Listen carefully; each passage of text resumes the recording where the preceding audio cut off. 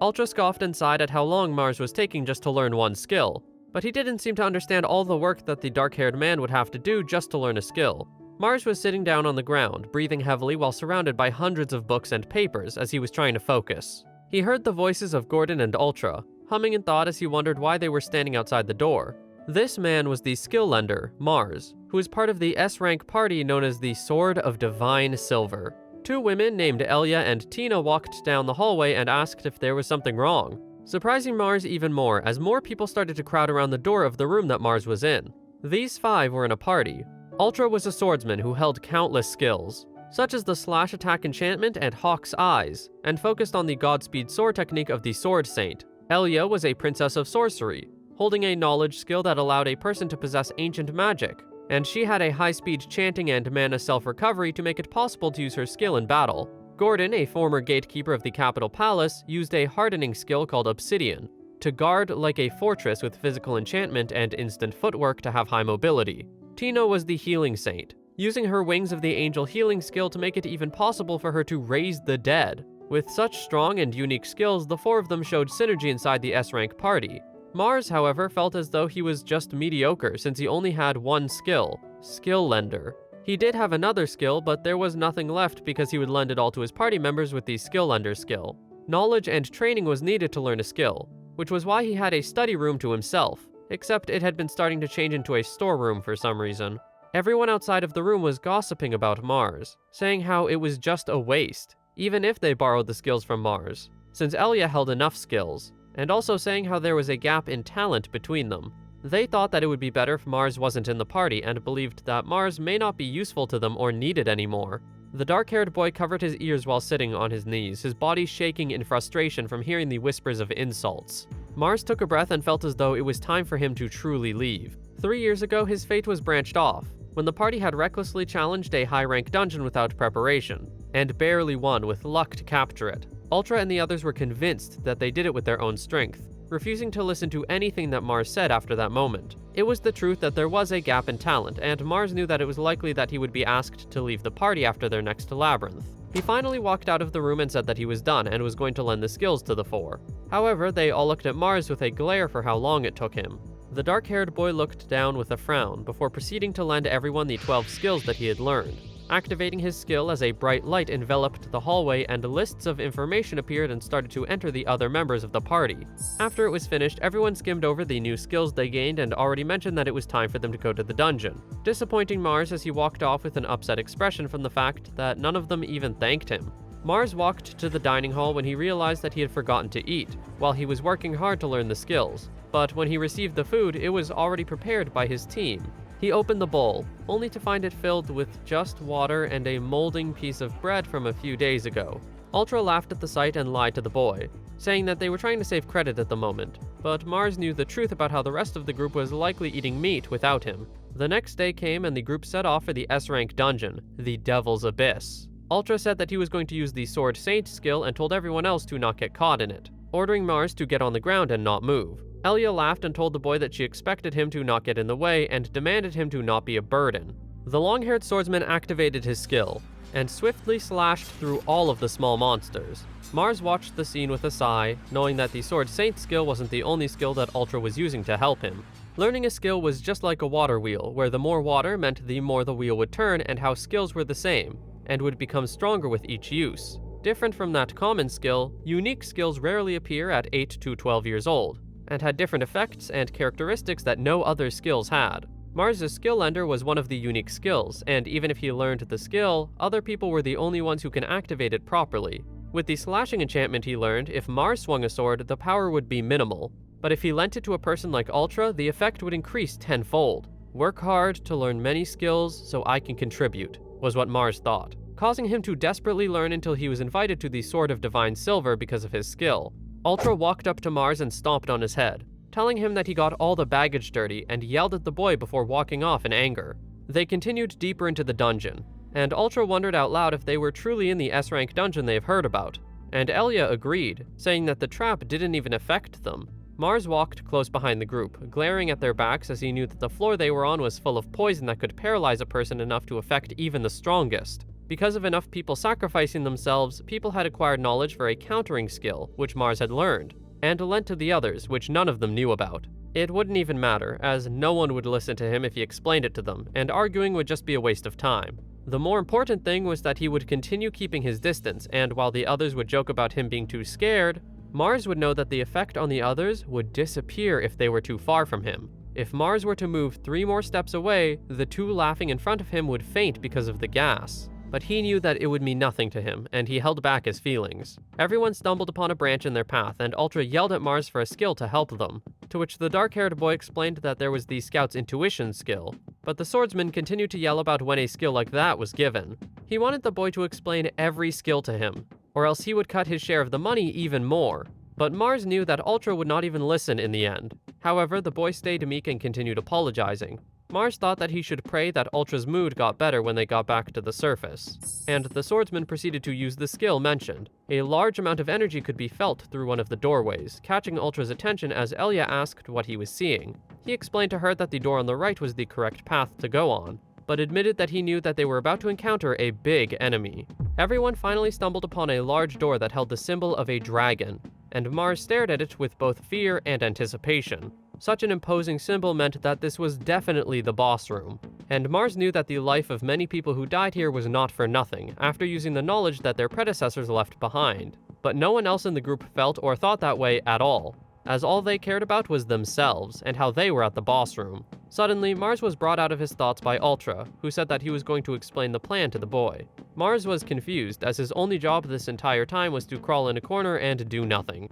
But Ultra explained that he wanted Mars to have the honor of being the vanguard, which brought a shiver of fear down his spine. Being the vanguard meant that he would have to jump into the boss room all alone, which usually meant death with how unpredictable dungeons can be, and how weak Mars knew he was. He turned around and looked at the others with confusion, asking what the point of that was. Until Mars realized that Ultra was trying to avoid paying Mars the severance pay a person got when retiring from the party, and how it would significantly increase with each year. Mars was in the start of his 7th year, and Ultra knew that the reward would have been big for Mars, because of how dangerous the adventuring business was. But Mars was at his breaking point, and wouldn't allow this anymore. He turned toward Tina, Gordon, and Elia and asked if they agreed, but all agreed without hesitation. Mars stood there in shock at how easily everyone was throwing away the 6 years they've spent together with him, how everything he had done seemed to mean nothing. Ultra explained that keeping someone untalented was a debt, and having him was a loss for them, telling Mars that everyone in the group decided that the party would be reborn as a true S-rank after this dungeon. Mars looked at the ground with a darkness over his face, remembering how he thought that he should be supporting an S-rank party for the world and for his happiness, but none of that was true from the beginning. The dark-haired boy was about to listen to the words from Ultra, until he gave one last request, looking up at everyone and demanding them that they give back all the skills they had borrowed. Everyone was confused until Mars explained that they were going to lose effect when he died, so he would like to be able to hurt the boss even a little if it really was his time to die.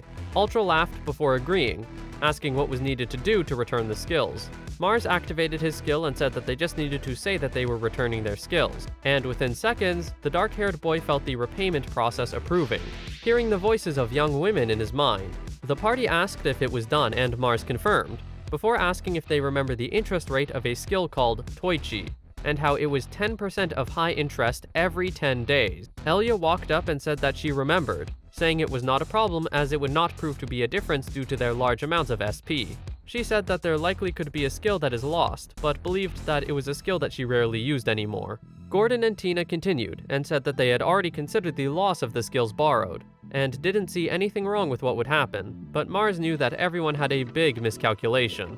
He finally spoke and told Elia that the calculation of his skill interest rate was compound and not simple, and this information only confused everyone as the girl was left in thought. He explained that the base SP stayed the same, and only added 10% on the original number every 10 days, while exponentially totaling up throughout the years. Ultra misunderstood the explanation and still didn't believe that there was a problem, proceeding to forcefully take the baggage that Mars had so the boy could fight the boss already. During that, Elia was recalculating everything and her eyes widened in shock and horror as she realized what the true number was after all this time. Mars watched the girl make her realization and smirked evilly, knowing that this was expected from the genius sorcerer. Suddenly, Ultra kicked Mars through the door of the boss room, and as the door started to close, Elia ran at him with a cry. But it was too late. The doors closed and the processing completed, starting to collect all of the interest from the past 6 years. As Mars felt the collection of all the interest, a sharp, agonizing pain coursed through his body. He fell to the floor, clutching his gut and head as blood spilled out of his mouth, feeling his consciousness going somewhere else as a secret safety mechanism activated itself. Mars found himself to be standing in the middle of a white void without any clothes, yet he didn't feel cold despite that fact. He started to walk around, seeing how he was all alone in the space, but he didn't feel uneasy. A voice rang out and said that the relocation to the protected area was confirmed, confusing him as he wondered where he had gotten teleported. The voice responded and explained that the place was a space inside of his mind, explaining that he was there because his brain was damaged due to the massive amount of skill collected.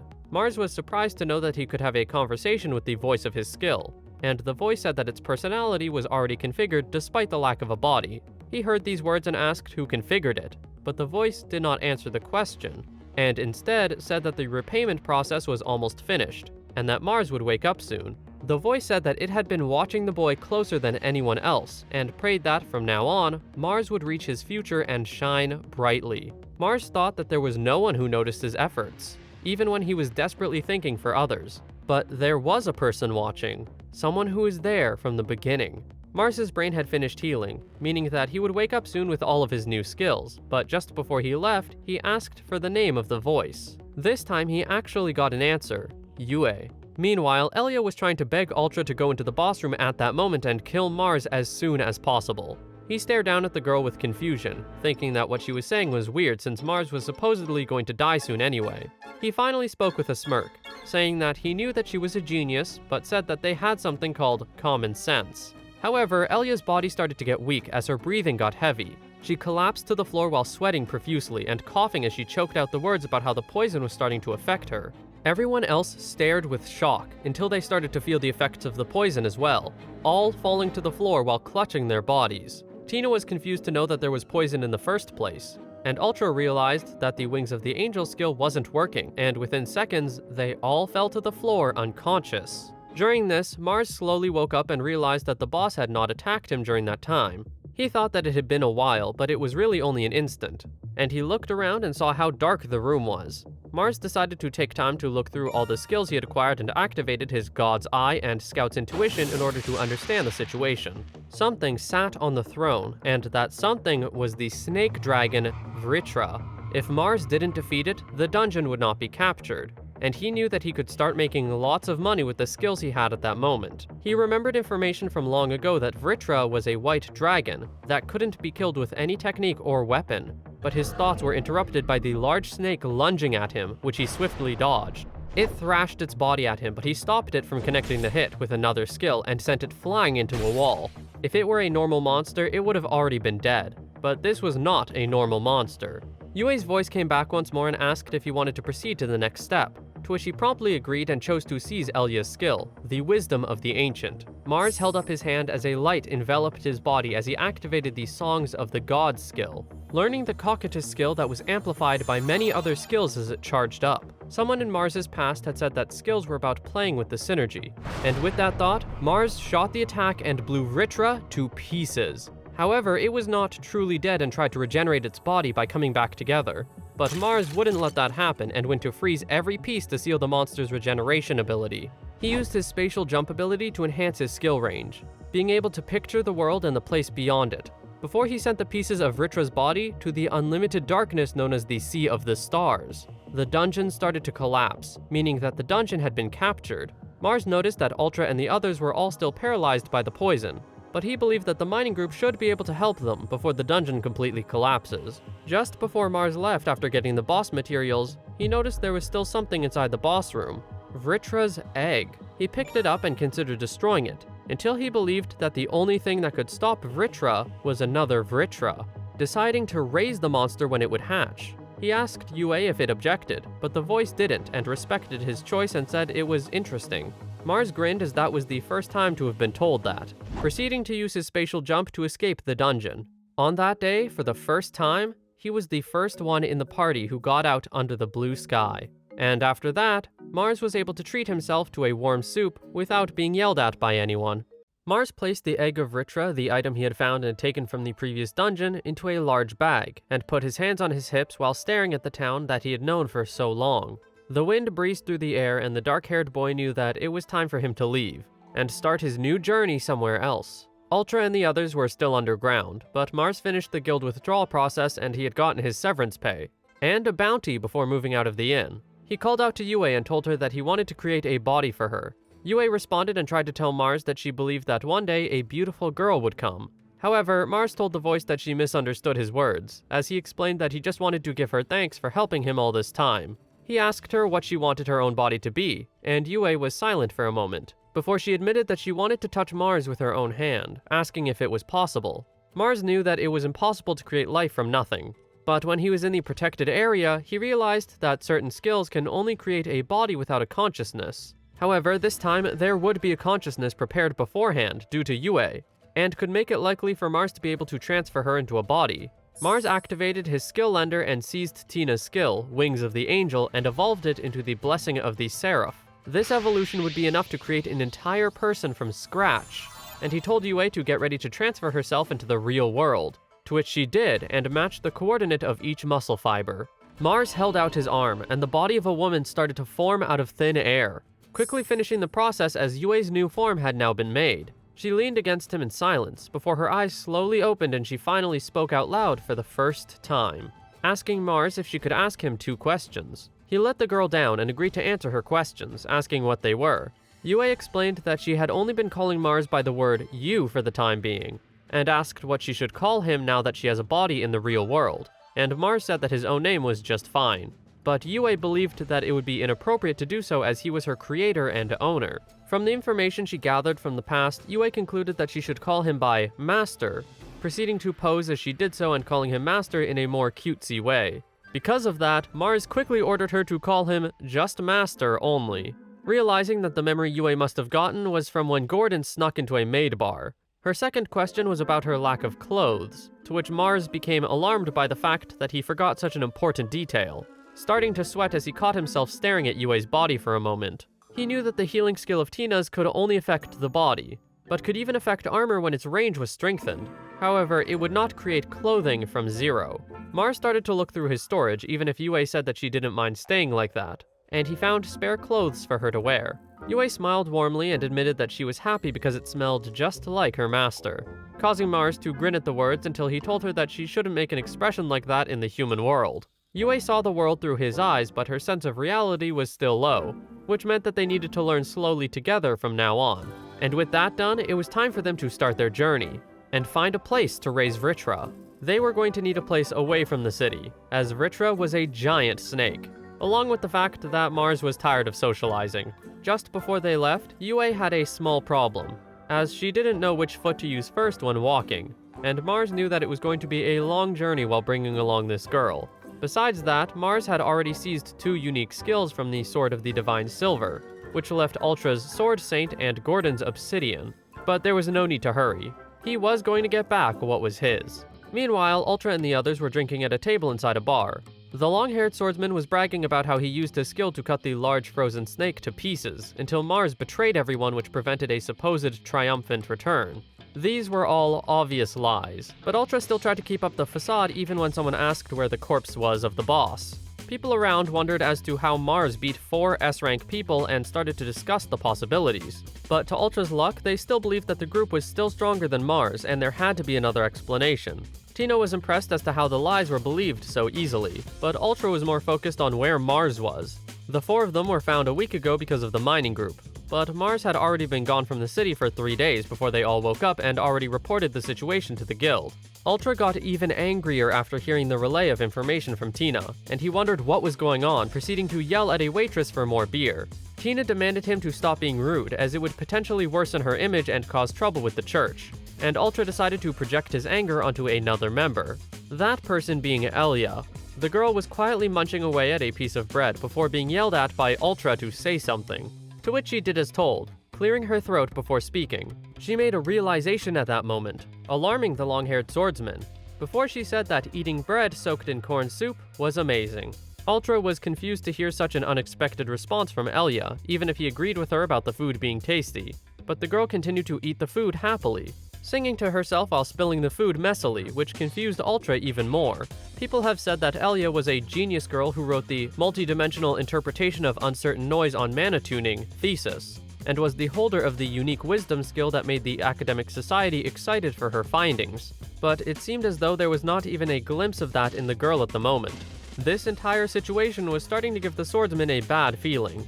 As Mars and Yue walked down the wide roads throughout the land, Mars was explaining things about the world, such as who the Duke of Abik was and what he did. He asked the girl if she got used to walking, to which she confirmed, even if she was still getting used to walking on places that weren't the main road. The dark-haired boy explained that it was expected for the main road to provide safety and comfort, since it was the one that connected towns and was used by many people and lords, and had tax involved. Yue asked what tax was, and Mars explained that it was money that was used to help with things such as moving soldiers for monster subjugation.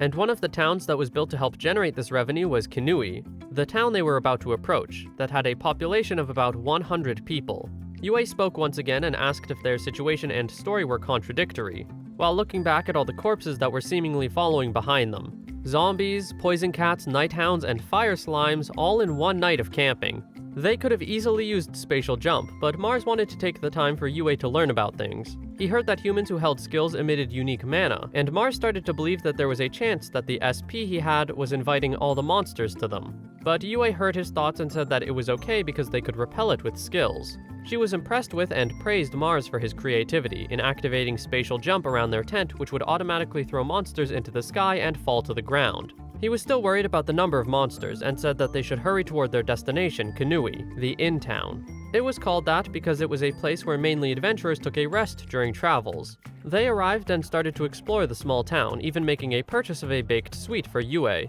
But their exploration was interrupted by a girl falling to the ground and being yelled at by a man for slacking. Mars's eyes widened when he noticed the girl's ears and tail, as he realized that this girl was of a certain race. She was a werewolf. Yue asked if werewolves were rare, to which Mars confirmed, explaining that they originally lived in the forests around the area until a war with the humans chased them out of their land. The grassland around used to be a forest, but after the war it fell into human hands and got cut down and became neglected. Then the person who took over and developed the ruined land was Duke Abik. Werewolves were people who showed the strength in the forest, with their fangs and claws with a body covered with fur, blessed by the wolf god, meaning that they were a proud race. Yue asked if that girl was really part of the werewolves that Mars heard from stories, but he was starting to believe that the legend was different to what was reality. He still wondered why a descendant of a werewolf was being treated like a slave, thinking that the loss in the war meant enough to where they would become lower than humans. A man walked in and called everyone in for lunchtime, which the girl was able to get due to finishing her morning quota, but she was only given a bowl of diluted soup with a piece of dirty bread. This very meal was the same food that was given to Mars when he was in the Sword of Divine Silver, and it was clear that the rest of the workers had better quality food than the girl. Yue knew what was going on inside Mars's head and piped in to tell Mars that he shouldn't be afraid to act if he wished to help someone in front of him. And these words were enough motivation for the dark-haired boy to take action, even if it meant staying in the town for 10 days longer. Mars asked the man to talk with the boss who was in the inside office, and Mars went to talk with this man for some time before proceeding to walk up to the werewolf girl. He said that he heard her story and learned that her wage was 3,000 yen every time that she would carry all the wheat bags to the warehouse. But he knew that the amount of work she was given was not something that could be done in a day. The girl said that it got cut 300 yen per day for food, and Mars cut in, saying that such an amount was all for muddy soup, and these words caused her to glare at him and ask what he wanted from her. Mars was impressed by the strong, unwavering glare despite the bad condition that she was in, and how her eyes still had some of the pride that Mars had heard from the legend. If this girl was just a kid, Mars was intending to give her some money and then leave, but he was going to do things differently.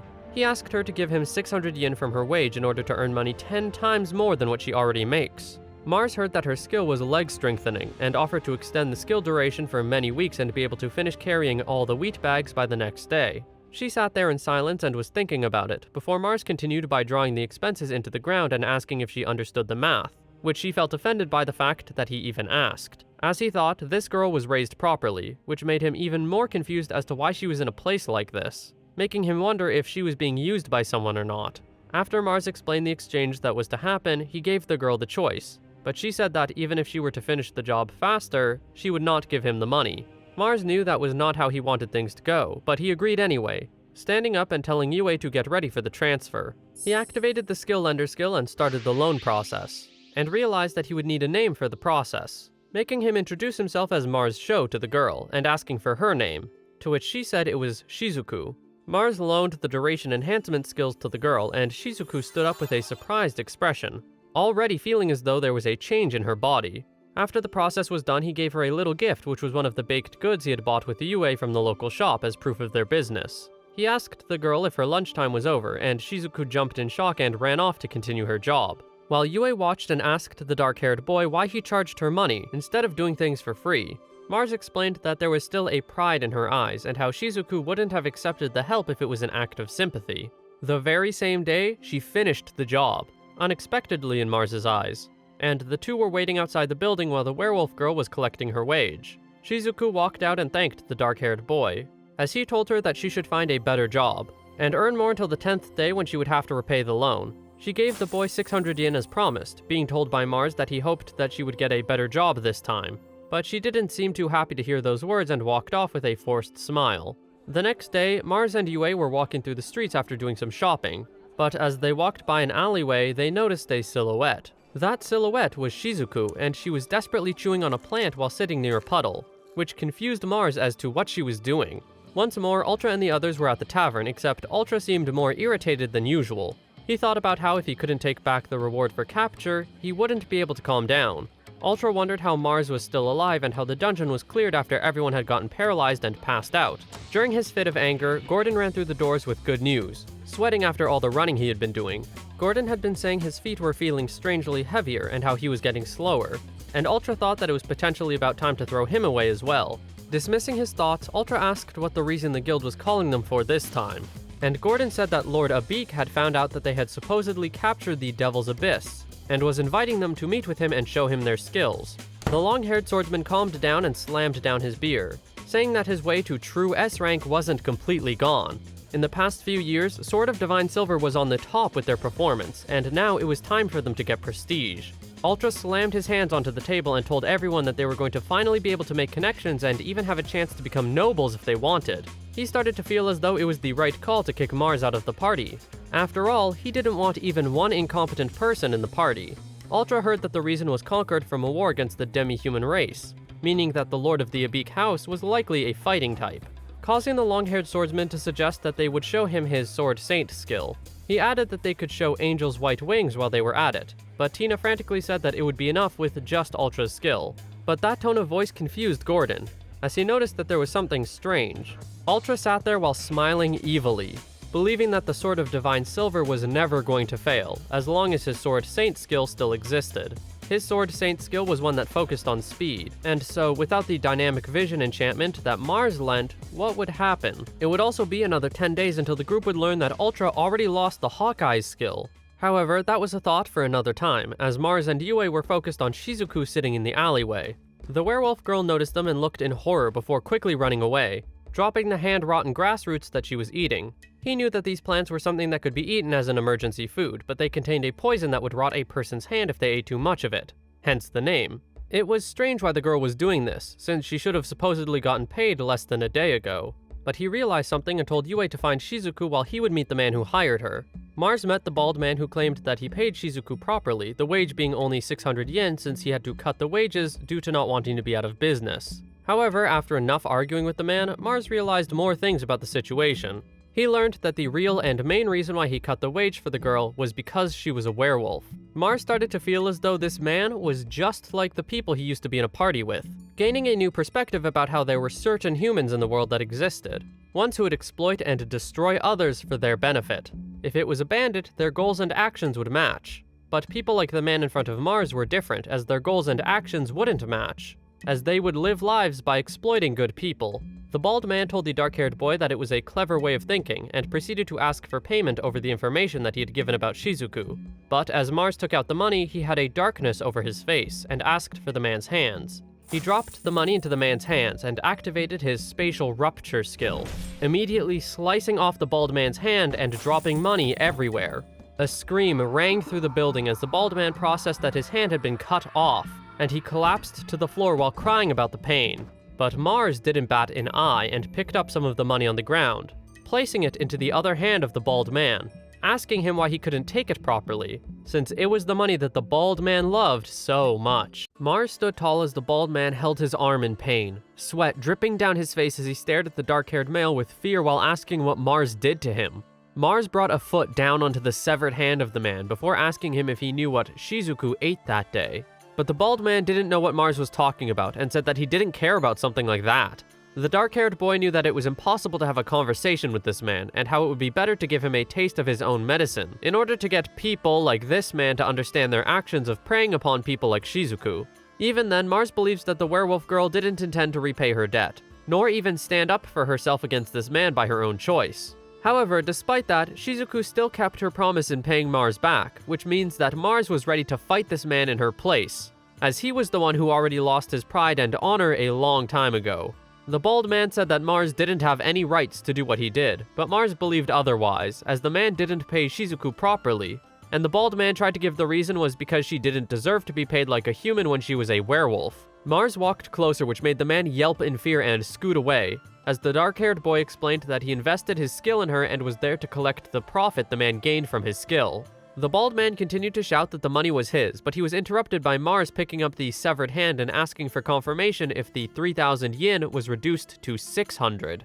Mars told the man that the same exchange of the wage being reduced to 1/5 would be satisfied with his left hand and both of his feet, as Mars could just heal it as many times as he needed, making the bald man start to hyperventilate. Suddenly, the walls of the building fell apart and all of the citizens could see what was going on inside the building, and how the room was in complete disarray with money lying all over the floor.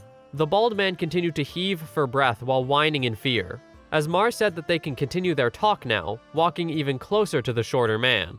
Mars reminded the man that he wasn't bluffing, but the dark-haired boy knew that controlling others through fear wasn't a method he would commend. However, he wanted the bald man to regret his actions, if regret was indeed a feeling that this human could ever feel. Suddenly, a knock was at the door.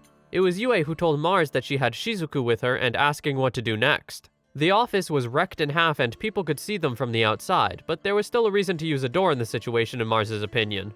Mars decided to activate his Blessing of the Seraph skill and grow the bald man's limb once again before allowing the two girls inside, the door falling down with ease because the entire room was falling apart in the first place. The werewolf girl was surprised at the state of the place, as Mars asked her how she was, to which Shizuku timidly said that she was feeling fine, before asking what happened.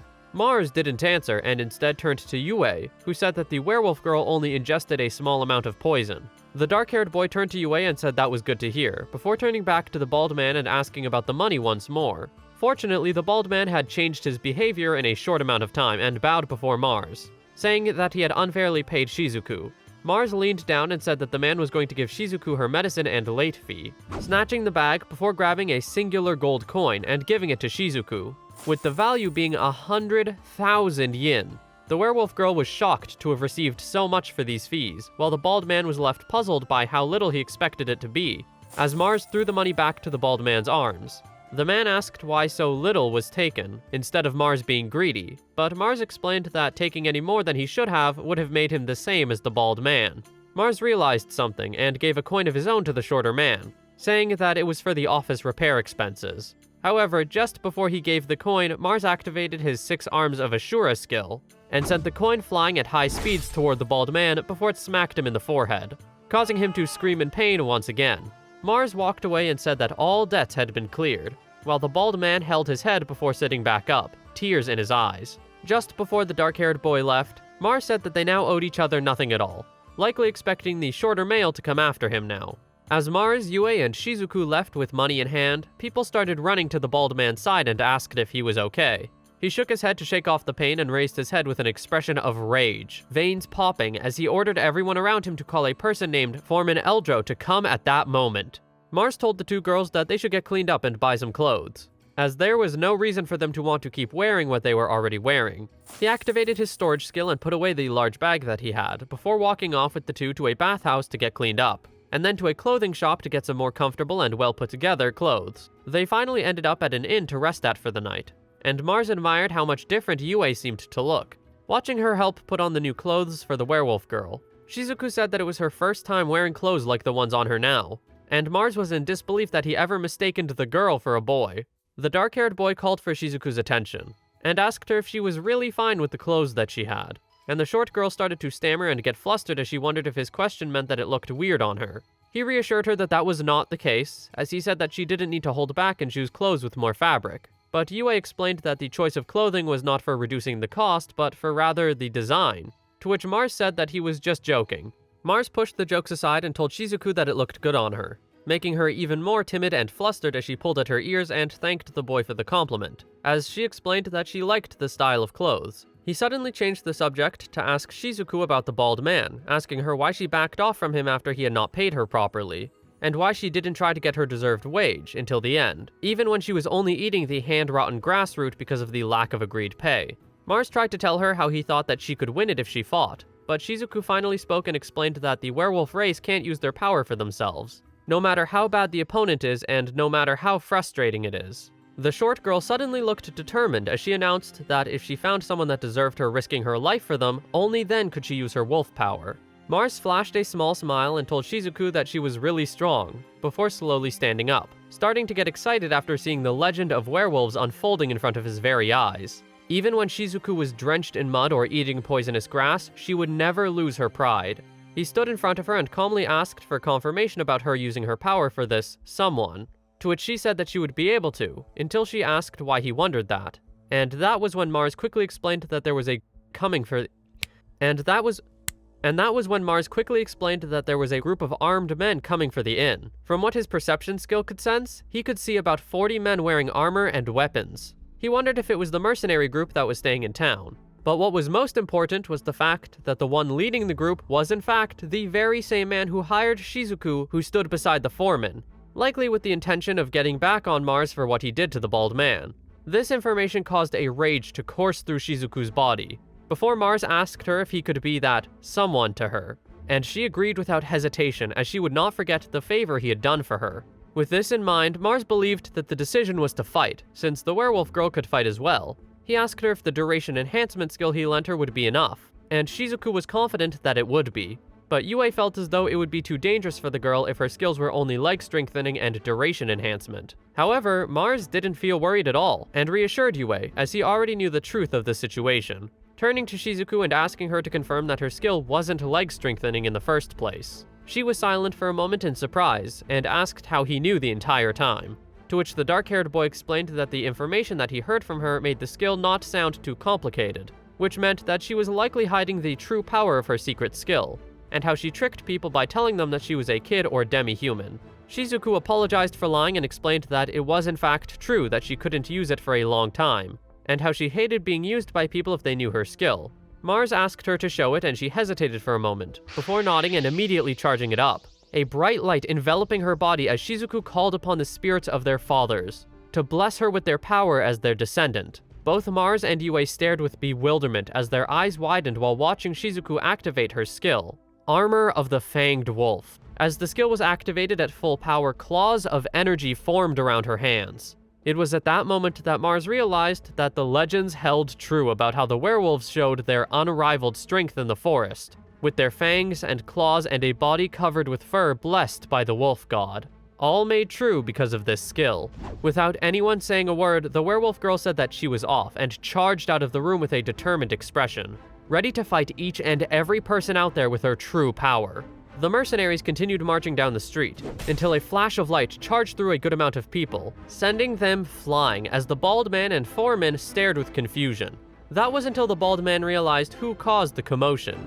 It was Shizuku, who knew that they were there for Mars. She asked them if they wanted some money, a woman, or Mars's life, but the two men laughed and told her to spare the trouble, as the foreman explained that it was everything they wanted. Everything from Mars. Shizuku held her head low in disappointment, before the foreman took out a long whip and believed that the werewolf girl was trying to bluff, with a light around her body that held no meaning.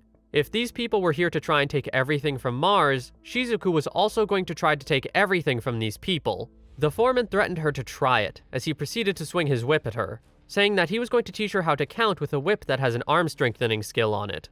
However, before the man could finish his words, Shizuku charged forward, which surprised the foreman and made him sweat in confusion, as the werewolf girl repeated these same words back to him about learning how to count. She proceeded to punch the foreman in the gut and shouted the first number, as blood spurted out of his mouth. The foreman grunted loudly in pain as his arms clutched at his chest and gut, jumping back to create distance from the short werewolf girl. However, Shizuku was far from done. She continued to dash toward the tall male and proceeded to kick him in the face before he could react, and continuing to count farther. Mars was silently staring out the window and letting Shizuku do all the fighting, as this was her fight, not his. He started to think about what could be the reason for her to not use her claw attack, and wondered if it was because of Shizuku's grudge or if it was simply because of her compassion. The girl told the foreman that he could count up to 100 billion, meaning that this battle could go on forever until he either called his loss or would be forced to lose by Shizuku's hand. He was on the ground, holding his bloody face before growling in anger, and asking why she was so powerful at that moment. He believed that she was supposedly only supposed to be a dog with a poor skill, and couldn't accept the situation that was unfolding before him, slamming a fist onto the ground in a rage. Mars noticed the feelings that the man had, but knew that all his words were nonsense and remembered the talk that Mars had with the foreman's boss that day. He could finally understand after talking with the bald man, who was seemingly named Garen after Mars talked around with people, and realized that these kinds of people would only think that Shizuku didn't fight back because she was weak, and couldn't imagine any other reason for it. That was what was happening to this man. He couldn't understand nor accept the situation. Honor and goodwill. Yet there were people who used their power for evil, but to them, there's only, if you can't hit back, that means you're a fool and you are weak. And for Ultra and the others, Mars seemed to be a person who was one of those fools, and one of the weak creatures. What Shizuku had been doing at this moment was carving her message into the body of her enemies that they had made a big mistake, and that she was more powerful than they could possibly have imagined. This was Mars's first time to see an endemic skill used firsthand, especially to this extent of power. Shizuku seemed to have a speed that defied physics, as Mars knew that he wouldn't be able to follow the girl's speed with just normal human eyes, making him appreciate the fact that he had the God's Eye skill. He intended to join the battle if necessary, but with Shizuku's condition, it seems that there was not going to be a case where he would need to do so. Yue watched with a light in her eyes, impressed by how fierce the werewolf girl was, and asked Mars if the skill that Shizuku had was different from a unique skill. She asked for confirmation that her knowledge came directly from the skill that she owned, and Mars said that it was, as he started to realize why Yue didn't know a skill that was only mentioned in the skill books. Mars explained that the skill that Shizuku had was special, a skill that depended on the training of a person and that was one that every person in the world can get with no discrimination was a common skill. A skill that was based on one individual's quality, that was a unique skill. These two types of skills could still be found in many places, but there was a type of skill that a person could only find locally. There was a saying that there was a power called mana flowing in the world, and was constantly circulating in the world to help shape the land, topography, and climate. Others say that particular characteristics of the land was caused by a special species. Sometimes there would come a being that was compatible with the special mana coursing through the lands, and these beings could use a special skill because of it. A land-based skill is deeply rooted in the land where it would be born and raised, and in that particular location, the skill would show an unrivaled strength. The legend said that werewolves used to be lords of the land that were armed with mana that flowed into the land, making them stronger, faster, and more fierce the longer the fight would last. This was the endemic skill that Shizuku had, Armor of the Fanged Wolf. Her mana activity would skyrocket to high levels, reaching level 905 at that moment, as she roared loudly to strike fear and show her power and her blazing rage. As long as Shizuku was fighting on this land, there was no one who could beat her. Mars's thoughts were interrupted by what seemed to be the sound of Shizuku's inner voice, that screamed and chanted repeatedly in her mind the words, "Give it back." The dark-haired boy was impressed by the fact that he could understand what the girl was thinking, despite only knowing Shizuku for a short amount of time, and still not knowing anything about the girl or her reason for coming to this place. However, despite what he was thinking, he still couldn't help but be alarmed by the blazing anger and dark look in Shizuku's eyes, as she screamed at the people she was fighting to give something back to her. Shizuku was filled with an unimaginable amount of rage at this point, chanting at every one of the people she fought that they should give it back to her. Her mana activity reached level 4064 as the short girl continued to charge and claw through all of the mercenaries with ease. No one seemed to be a match for the girl, as everyone seemed to be defeated within seconds, as the werewolf girl continued her chants. The things that she wanted back were simple: her money, her time, her dignity. She wanted all of those back. Bodies that spilled blood from under their armor flew through the sky, as Shizuku shouted in anger as Garen seemed to run away while sweating with fear, not wanting to be involved with the enraged woman, and instead letting the mercenaries take care of her and be a distraction while the bald man would try to make an escape. Mars noticed what was happening and knew that it was time for him to step in and make a move to help, letting Yue know that they should go, since the dark-haired boy had an idea of where the bald man ran off to. He activated his spatial jump and swiftly teleported back to the very same destroyed building from earlier, way before Garen had the time to run there, the bald man still seemingly exhausted from all the running. Mars told the shorter male that he was slow and needed to exercise more, but Garen was more focused and alarmed on the mere fact that the two were there at the place he was trying to run to. The dark-haired boy knew that the bald man was looking for something from the space below the ground, confusing Garen at how Mars figured that out. But Mars reminded the shorter male about how he buried his severed arm underground before Shizuku and the others came. If a person were to make a mistake when putting in the coordinates when using the spatial jump skill, there was a chance of ending up inside of a wall, which was why it was important to use the perception skill to scan a person's destination. At the time that Mars put the arm underground, that was when Mars realized that there was a weird amount of space underground, meaning that there was likely a hiding spot for Garen. The bald man salivated from his mouth in anger and asked if Mars was trying to stop him from escaping Shizuku, calling Mars a devil. Yue asked Mars if Garen was trying to make a joke, and the dark-haired boy said that it was better if she thought of it that way. Quickly turning back to Garen, Mars tried to explain to the shorter male that he was going to die no matter if he hid or ran, as it would just be like a straw house for Shizuku, with just one blow for it to all be over. The mercenaries were fighting because they were being paid, but Garen was different, because in the end, he was just a civilian. If Shizuku were to do something bad to the shorter male, it would count as a crime, and these words caused Garen to think that it meant that Mars was going to protect him, but that was not the case whatsoever.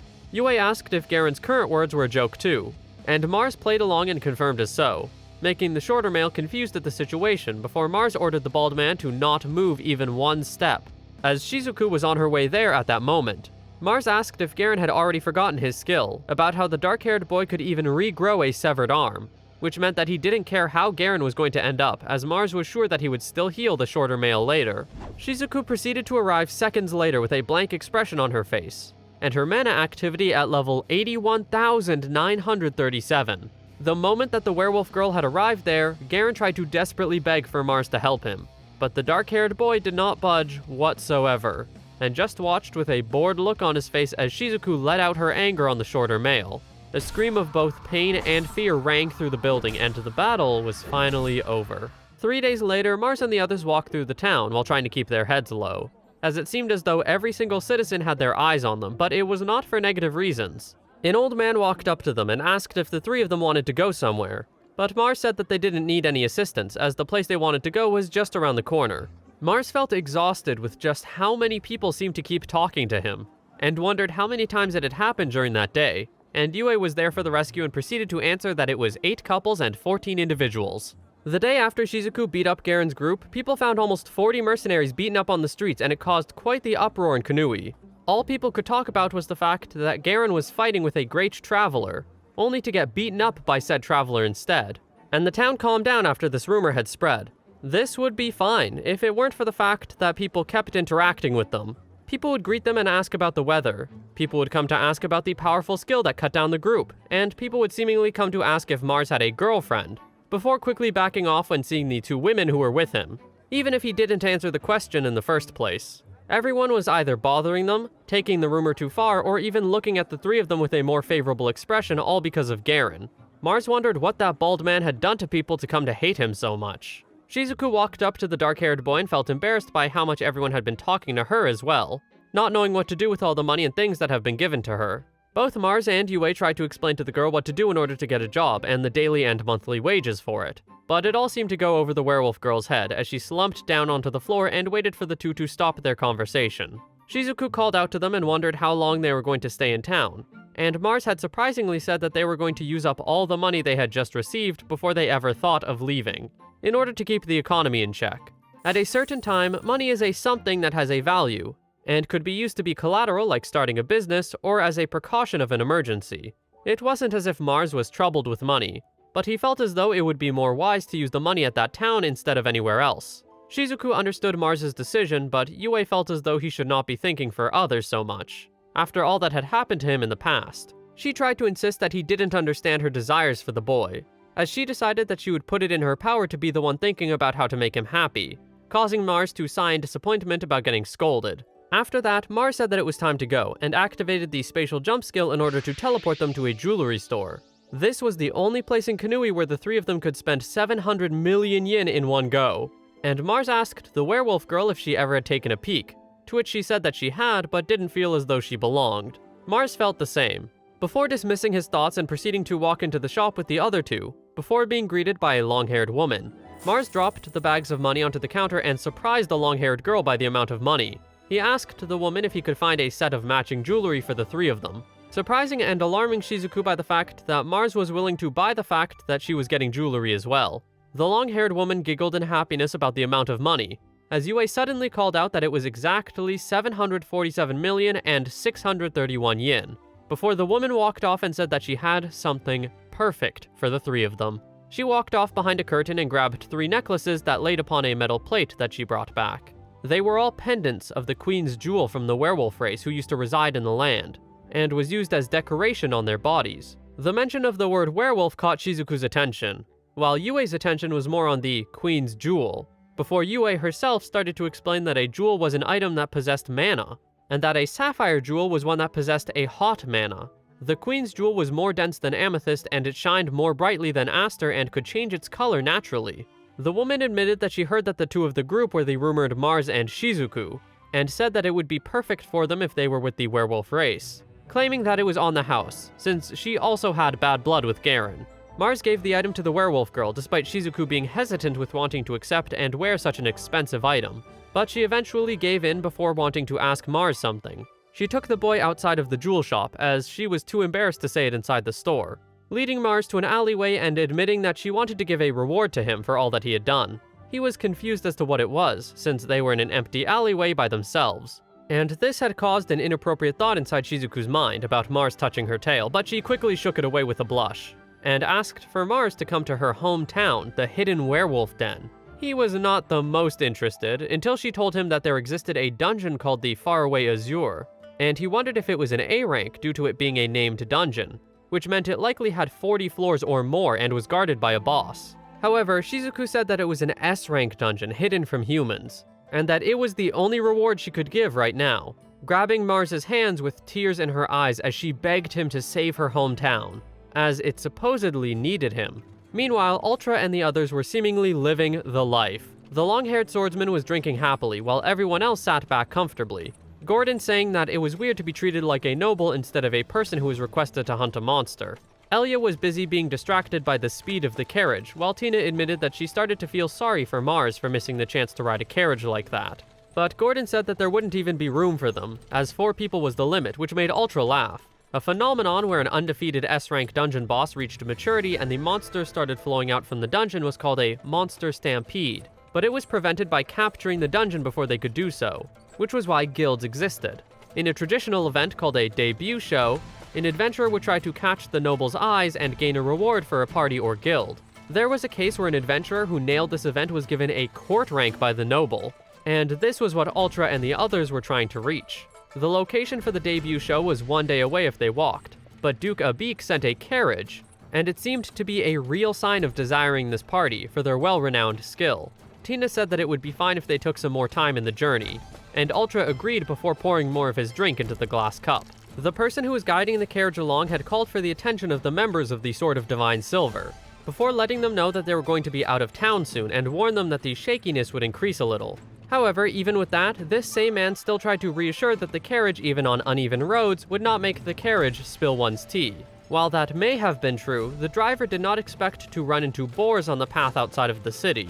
And while Ultra was trying to take a sip of his drink with confidence, he was soon humbled by immediately spilling it on himself, after claiming that there was no need to worry. He yelped in surprise as the drink stained his clothes, while Gordon held a hand to his face either to stifle a laugh or for another reason.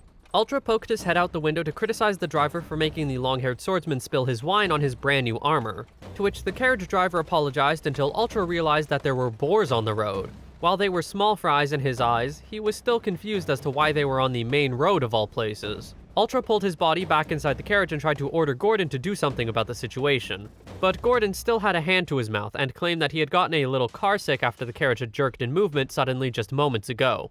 Elia was asleep despite all the noise, and Tina was the healer of the group and seemingly couldn't fight. So Ultra decided to put the matters into his own hands and fight the boar as a warm-up before the trip to Duka Beak. A couple of poison boars are normally difficult for A rank, but there were only 2 and Ultra believed that he could handle it as he was S rank. He activated his Sword Saint skill and one of the boars was killed, but Ultra soon realized that things were faster than normal and he would crash into a nearby tree. He grunted in pain and held his body as he gripped his blade, wondering what had happened since he still believed that he had the Hawk's Eye skill, and should still be able to see the enemies when using the Sword Saint, but now he couldn't see anything. Ultra decided to blame his problem on him drinking too much wine, and he took a deep breath, aiming the sword for the last boar after believing that the crash sobered him up and should make him cut the next one cleanly. Activating the skill once again, the boar was killed just as expected, but it was not as clean as Ultra had wanted, and he had gotten his sword stuck in the ground and got thrown many feet before clutching his body in pain once again. The long-haired swordsman was even more confused before he had a flashback to what Mars told him about having to return everything that they had borrowed, and this information made Ultra start to hyperventilate and foam at the mouth. There was only one more day until Ultra would have to present his Sword Saint skill in the debut show. And in what seemed like a flash, the day for the debut show came. People surrounded the seats of a large coliseum as Duka Beak stood proudly from the highest balcony of the place. Another man beside the Duke who was announcing what would be happening that day. He told everyone that the Sword of Divine Silver would be doing the debut show, and the 4 stood beside each other while waiting for the man to continue talking. Gordon stood strong. Elia was confused and exhausted, and Ultra and Tina both seemed to be sweating with worry, while Tina was the one showing the most emotion and knowing that something was likely to go wrong during the show. The announcer said that the group was going to use the skills that were used to clear the Devil's Abyss, and asked for them to show it to everyone in the audience as much as they would like. Ultra knew that this was a chance that never came twice, and he could absolutely not fail. Not in front of a noble. The long-haired swordsman was going to successfully show his battle skills and make Duka Beak acknowledge his power and turn Ultra into a noble. The announcer spoke once again and told them that the nobles had deployed an A-rank party to prepare the monsters that Ultra had requested to be the opponent, while the very same A-rank party was watching the show and guarding the audience just in case anything would happen. Ultra started to sweat in worry once again as he knew that things wouldn't be good. However, he still tried to reassure himself that it would be fine, as long as he would instantly cut the enemy even if he couldn't see anything. The demon that Ultra had asked for the people hosting the show to prepare was a species with a hard shell, and would keep fighting even if they lost their head. The Berserker of the Underground. Army Ants. Even if the gate was not open, Ultra could tell that it was a swarm, and that there were almost 50 of the monsters ready to fight. Gordon called for Ultra's attention and asked if it was better for them to say something to the nobles and audience before they would begin, and the long-haired swordsman took a breath, before loudly speaking that they were going to use their sword to smash the demons and present a rain of blood to be looked forward to.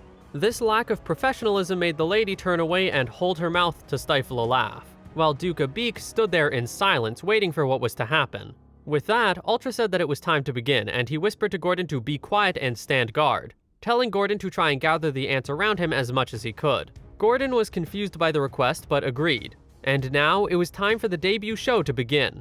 As the cage was now slowly being opened, ants began to pour out. Gordon slammed his shield and planted it into the dirt ground, before proceeding to activate his obsidian skill as the army ants poured out of the wooden gate. They were all clumped together in a group, and charged at Gordon without hesitation. He seemed ready for the monsters since all of the ants crashed into the shield with a large force, starting to slowly chip away at the shield slightly with their mandibles. Gordon grunted in frustration and exhaustion at how strong the army ants were, and how they started to gather together and push against the shield, instead of just a few focusing on it at a time.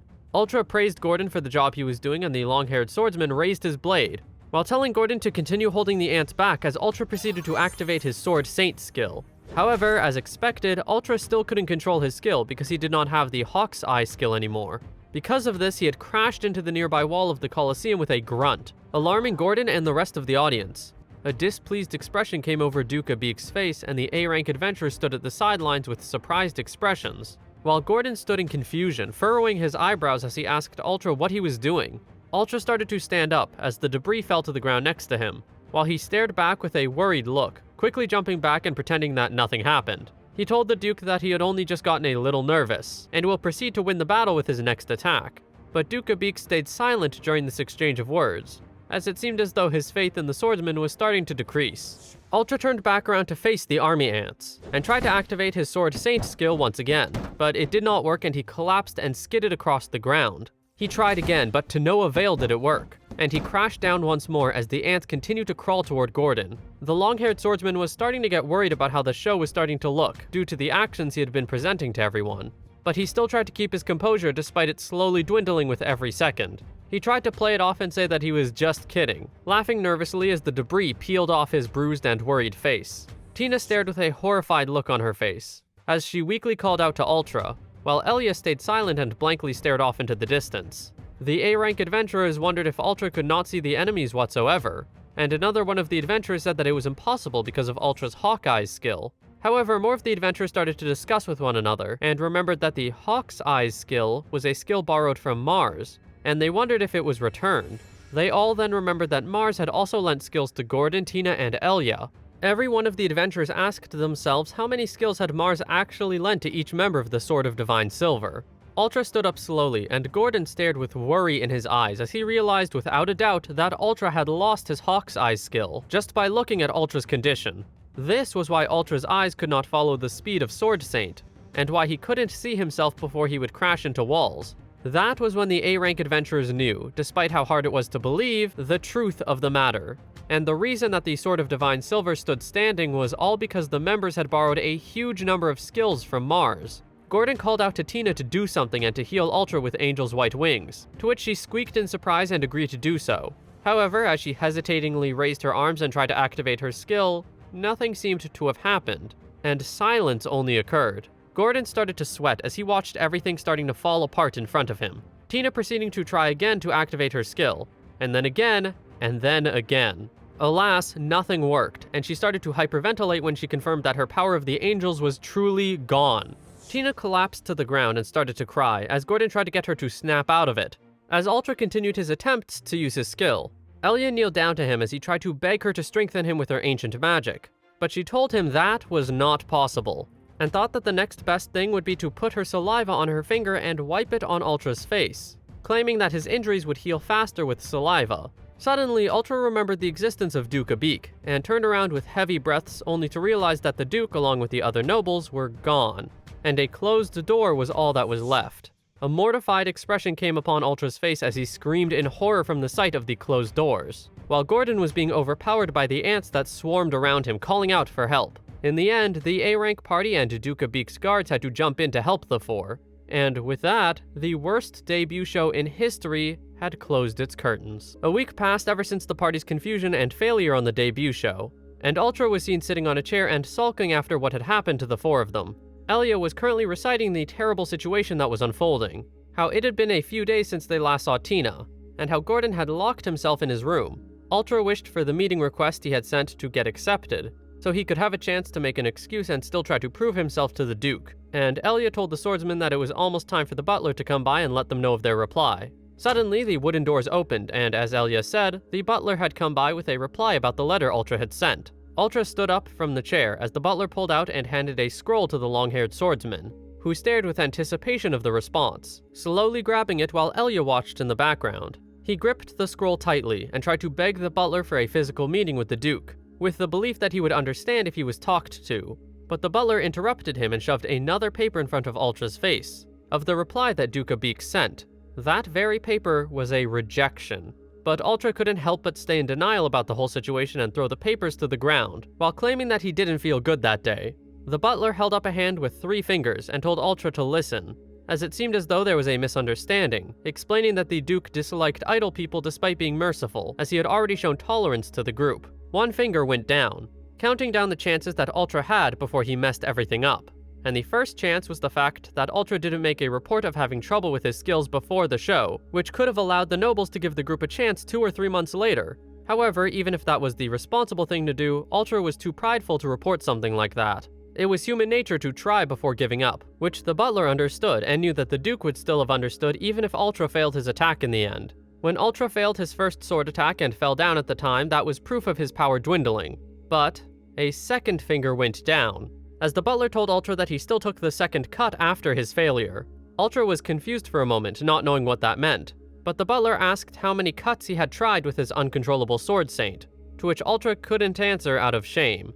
The butler explained that it was not impossible that, if by chance Ultra's attack hit the Lord or Madam, the result would be clear of what would happen to the members of the Sword of Divine Silver: imprisonment, torture, hanging.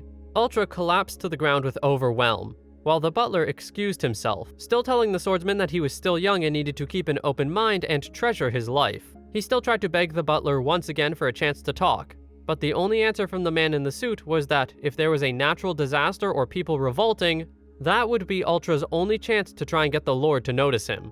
As the Duke was someone who governed the territory, the butler was sure that there would be another chance for them to meet, despite the very low odds after that very unfortunate day. With a swift departure, the butler left and Elia put a hand to her chin and thought about how she didn't foresee complete rejection. Ultra started to slam at the ground and leave a dent into the wood as he screamed in anger, gripping at his hair as he shouted about how everything was ruined all because of Mars. Elia couldn't use magic anymore, Tina lost her healing power and disappeared, and while Gordon still had his obsidian skill, he had locked himself in his room after being traumatized by the attack of the army ants last time. Ultra's path to become a noble, along with his future, was gone. However, the long-haired swordsman only thought that for a moment, as he suddenly remembered something. He believed that there was one last chance for him to prove the strength of the Sword of Divine Silver, and it was the replacement member for when Ultra kicked out Mars. The genius alchemist Angelina. She wasn't there yet, but Elia mentioned that she had gotten a report that Angelina was already in town that day, causing Ultra to get even more excited about this supposed new chance. Ultra believed that his future wasn't over yet, and that they would find a breakthrough sooner or later, thinking that this was what the butler meant by keeping an open mind. In another building of the city, a girl sat in a chair while talking with a small creature made out of rocks in her hand. This was Angelina, the alchemist that Ultra was looking forward to meeting, and she told the little creature that she was going to arrive at the guild the next day despite her lateness. Her only thoughts being about how she excitedly wondered what kind of person this skill lender was. The next day, Mars and Shizuku stood opposed from one another as the repayment process started. The duration enhancement skill was going to be returned back to the dark-haired boy, the energy lighting up around the girl before flowing back into Mars. Shizuku hung her head low with a disappointed sigh, as she thought that this meant goodbye to the full power of the Armor of the Fanged Wolf skill. Mars reassured the short girl that it wasn't as if she lost her skill entirely, and she could just be lended the skill once again later if Shizuku needed it at any point. But the werewolf girl felt bad about the fact that she can normally only use the skill for about 10 seconds. Suddenly, Yue had congratulated Shizuku for the fact that she can still use the duration enhancement skill without having to be lent it. She was confused, until Mars explained that it had ended up becoming her actual skill, confusing her even more. He was going to tell her the answer why she learned duration enhancement, but he would do it after they would take their next job, proceeding to leave the room through the door. Unexpectedly, there was an old man standing right outside the door. It was the mayor. The mayor leaned on his cane and asked Mars and the other two for a favor while they were to continue living in the town. Yue and Shizuku were confused, as Mars invited the mayor to come inside the room and explain the job even more, as Mars sat on the bed, waiting with anticipation for the old man's next words. The old man said that he was going to get to the point and immediately asked for Mars and the others to take over the job of monster subjugation, as it was an issue that couldn't be left alone. In the last few months, there had been monsters in the vicinity of Kanui that had become increasingly active, and Mars was aware of that, as they had to fight off around 80 of them on their way to the town.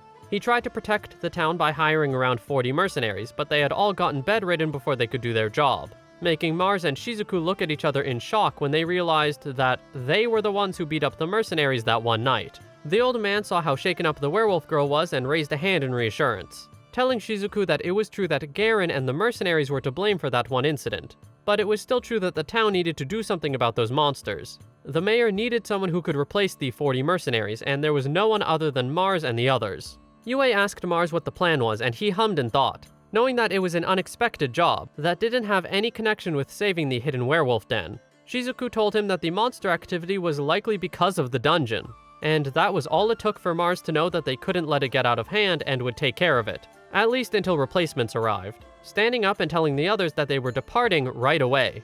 They walked out of the building and into the forest as Mars activated his scout's insight and God's eyes, finding out that there were around 100 monsters all over the place. But this was not a problem for the dark-haired boy, as he cut through all of the creatures with his spatial rupture within seconds.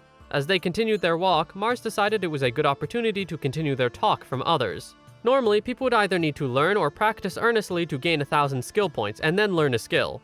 But Mars does it for people before lending them to others. And if a person used said skill more, it would strengthen and even evolve. It would be more accurate to say that he would lend SP to people before lending skills for a period of 10 days or more, even if he could only lend one skill to one person at a time. But there are times when he could lend a range enhancement skill to a person that would affect the whole party. Shizuku was impressed and said that he could lend 1 million SP to people to create an army. But Mars explained the interest process and said that it would be impossible to pay back such an amount of SP within 10 days. And it would be dangerous to find out what would even happen. There were still many unexplained parts of this skill that Mars didn't want to carelessly approach. So he wasn't going to lend anything that Shizuku couldn't handle. The werewolf girl thought about it for a moment and figured out the math, and realized that using the skill had increased her SP enough to where it was still above 1,000 by the time she returned it back to Mars, which made her excited and tried to ask Mars to lend her another skill.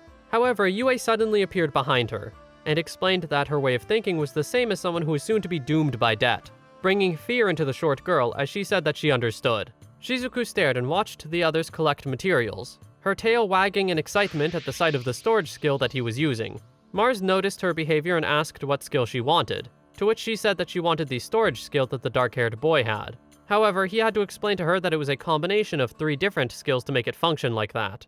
If there really was a regular skill that was similar to what Mars was doing, it would prove to be powerful and become dangerous. He thought about what it would be like to carry all the materials he collects on his back, but it was too scary to think about. Mars proceeded to explain how his storage skill worked, and Shizuku had learned that the dark-haired boy would create an ice cage with his cocytus skill, before using his spatial leap skill to send it flying into the above. The werewolf girl thought that he meant the sky, but he corrected her, and said that there was an area called the Sea of Stars that had been traveled to by an explorer of the past who didn't come back, but left records down from above about this place. He would keep it in a place like that instead of anywhere else because there were too many things that happened on the surface and underground, which could possibly damage the items that he would keep hidden.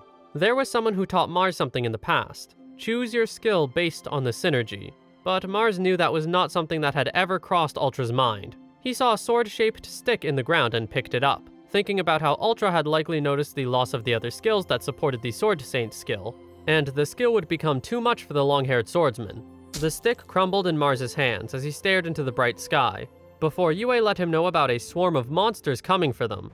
He turned toward Shizuku and asked if she was ready, as she proceeded to activate both of the skills she had, and charged off into the direction of the monsters. 4 days later, when the replacement mercenaries arrived at Kanui, all the monsters around the town had already been subjugated. After the monster subjugation, Mars, Yue, and Shizuku had all finished their task and decided to go to the mayor's house in order to report the feat and also do another task of theirs. Mars felt a bit mentally exhausted and politely asked Yue to take care of the situation instead of him, but she was not against this decision whatsoever. They entered the building and sat on one of the couches in the building, with a curly-haired woman with glasses sitting at the couch across from them. This woman greeted them and asked what she could do to help them that day, but Mars first asked who she was, to which she let them know that she was the mayor's secretary. The secretary asked once again what their business was, and Mars proceeded to slam an entire ice container onto the floor that appeared from thin air, filled with parts and materials from the monsters that they had fought. He told her that they were there for the monster subjugation request, and were delivering proof of its completion to the mayor. She was alarmed by the sudden appearance of this container, but looked inside and started to sweat from bewilderment, from the amount of materials that were inside just this one barrel of ice, to which Yue affirmed the woman's racing thoughts. Yue hoped that the secretary could buy the materials separately from the reward they would be getting from completing the task as a whole, and was why the group had brought it to the building, along with the 12 other barrels of ice outside in the garden, which only shocked the secretary even more. The secretary wondered what she should do, knowing that the materials would fetch a high price at the guild, as she could roughly estimate more than 10 million yen just for the materials in that one barrel. She finally spoke and said that it was impossible, making Yue wonder if that meant she didn't want the materials. However, the secretary quickly corrected herself and said that her words didn't mean that she was going to break their agreement. Instead, such a huge amount of gold could empty the town's savings and tax. Yue looked over to the dark-haired boy who nodded at her, and let her know to tell the secretary that they could just lend the materials for free and sell them off before paying Mars and the others back. The secretary agreed with the terms and that was that, sending the 3 of them off after getting the mayor's approval. Mars stared at the paper which proved the agreement that the mayor and the secretary had with Mars and the others, explaining that they were going to pay with gold or reasonable cooperation within the next 10 years due to their help with gathering up so many materials from the subjugation. The dark-haired boy told Yue that what they had gotten was a good agreement and thanked the girl for her help, and she made sure to tell him to just let her know if there was anything else she could do. He wondered why she had said that and asked if he was being too much on guard or if his face showed any negative emotions. But Yue said that she didn't believe any of that was true. Despite her words, Mars knew that he was a little stressed, because it was known that they had gotten themselves into an interesting situation. How all three of them had gotten the city tied up due to all of their actions. The faraway blue dungeon was close to the survivor village, the hidden den of the werewolves, which meant that the village was likely not in good condition. He knew that materials would be needed to restore the village, and it was possible to get said materials from the Kanui. However, Mars was aware that procuring too many materials to restore the village would cause them to become suspicious. Mars wanted to build an equal relationship between the humans and werewolves, along with building a good relationship between him and the citizens of Kanui, so it would be better to not hide anything from the start. The dark-haired boy finally spoke after thinking about it, explaining that they could still just procure materials through the mayor as their cover, and keep the news from getting out to the public. He stood up and grabbed the werewolf girl's attention in order to ask Shizuku if she was okay with that, which caused her to stay silent for a moment before saying that she didn't mind. Shizuku told Mars that he didn't let people die or steal someone a lot of power, so she was sure that Mars's method was the only way that could work. Mars turned toward Yue, who nodded at him, as it was time for them to set off for the next step in their journey. If the demi-human race who lost the war was also the deprived one, then Mars was going to do what he could to help them, and off the three went to go clear the faraway blue dungeon. Someone was struggling to keep their eyes open, calling out to Shizuku and asking where the short werewolf girl was. The surroundings of this person showed that the environment was completely destroyed and had a blazing flame that consumed the village. This person's identity was not known, but they called Shizuku their daughter and indirectly told the girl to not come back to the village as the faraway blue was controlled by the enemy's will. They didn't want to die, as they felt as though they couldn't afford to die just yet, as this person knew that they still hadn't told Shizuku the name of the devourer. Mars and the others were currently walking through the forest as Shizuku was in front of the two, leading the way to the den since she was the only one who knew its location. Mars only knew information about the werewolves from tales and legends, and decided that this was a good opportunity to ask the girl about the history of werewolves, to which she proceeded to do so and relay what her mother and father had taught her.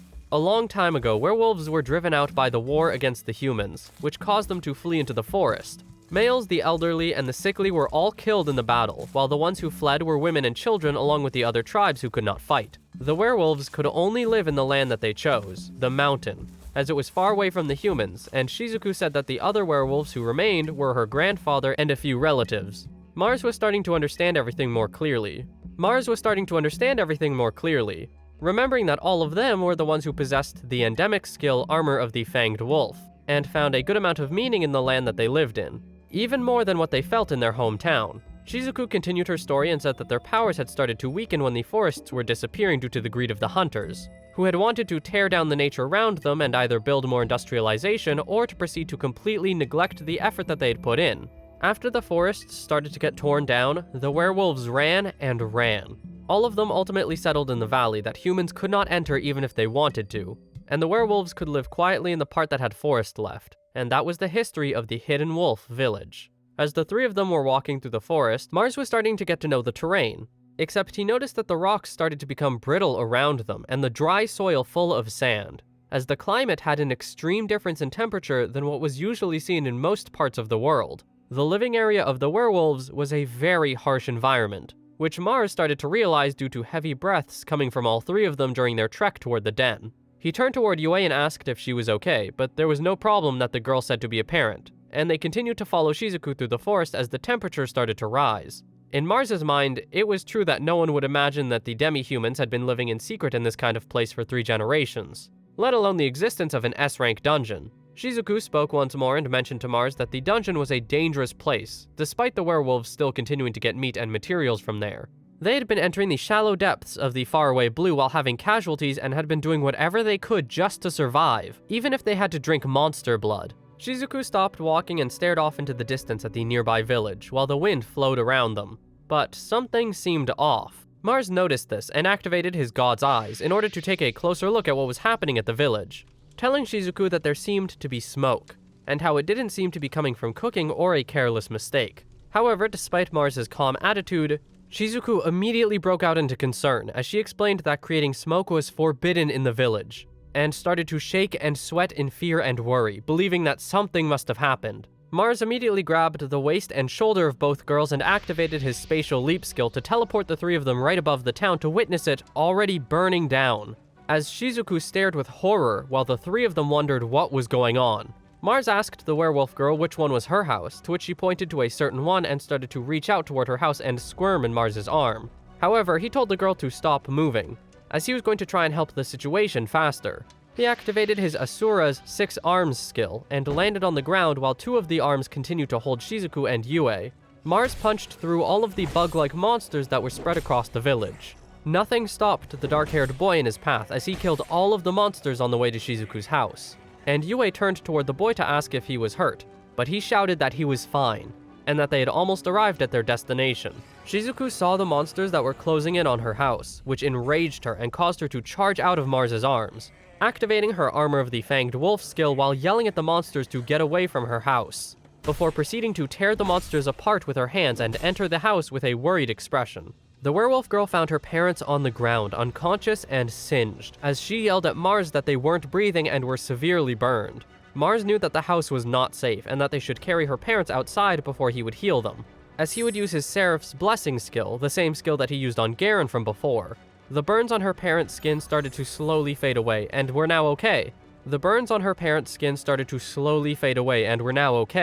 Despite still being unconscious due to inhaling too much smoke. Shizuku grabbed the hand of one of her parents and brought it to her face, chanting thanks directed towards Mars as she started to cry in joy about her parents being alive. Mars stayed silent for a moment while looking around the village, still wondering what was happening. The strong preyed on the weak to become stronger, while the weak were preyed on and would become weaker. Such were the laws of nature. However, in order to go against such nature, people would seek wisdom and create civilization and culture. But what was unfolding in front of Mars?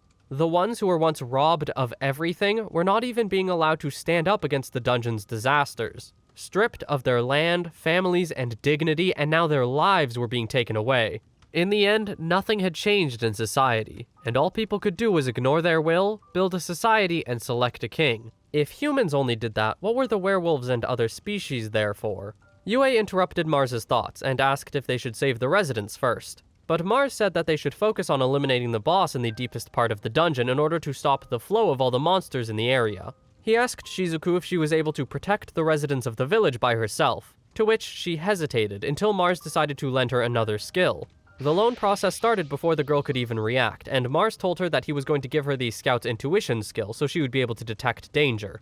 The werewolf girl was confused as to why he was giving her such a skill when the enemy was right in front of them, but Mars explained that it was for her to run. He wanted her to have the opportunity to be able to run away safely if there was a chance she would ever feel too overwhelmed and could do nothing about things, even if she had to leave all by herself. Shizuku felt offended that he would even offer that, and said that she wouldn't run even if it cost her her life. But while Mars agreed with the mindset of the short werewolf girl, he wanted her to live, as it was in his human nature. Thinking that you win as long as you live was a wild animal's way of thinking, but humans were different. Simply surviving didn't count as living.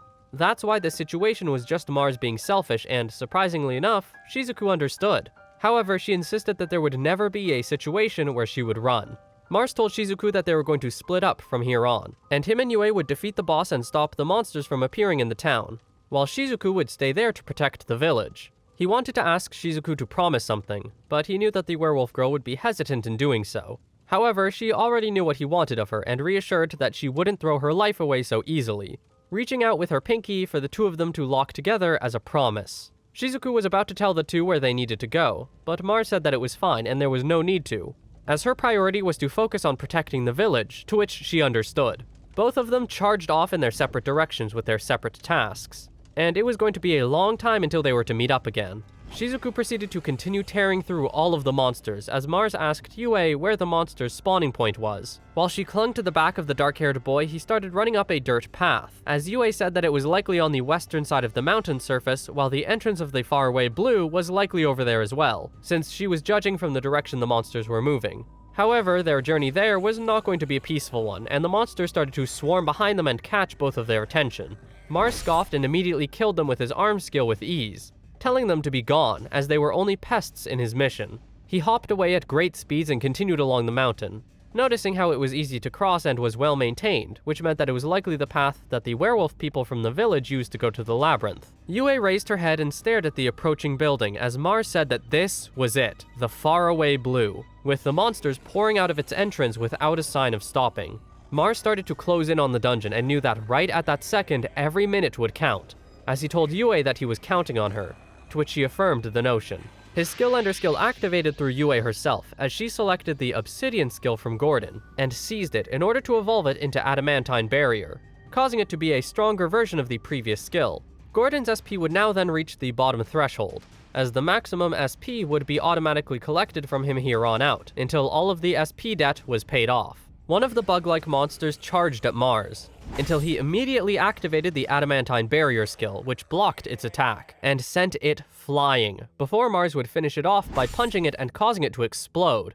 It was pointless for any of the monsters to attack him, as the Adamantine Barrier skill was heavier than lead, and would repel any kind of attack and be unshaken by any heavy blow. By combining the characteristics of being heavy and hard with rushing power, a shield could become a cannon. More and more monsters continued to fly or crawl toward the dark-haired boy and Yue, as Mars activated the full power of his Azura's 6 Arms skill, creating what was known as the Great Ram. With one swift move, Mars had darted through all of the monsters without a sweat, and killed every single one of them, slicing through them as he flew through the entrance of the dungeon, while telling Yue that they were going to conquer the dungeon in one fell swoop. To which she agreed, without a doubt in her mind. War was known as a competition for survival.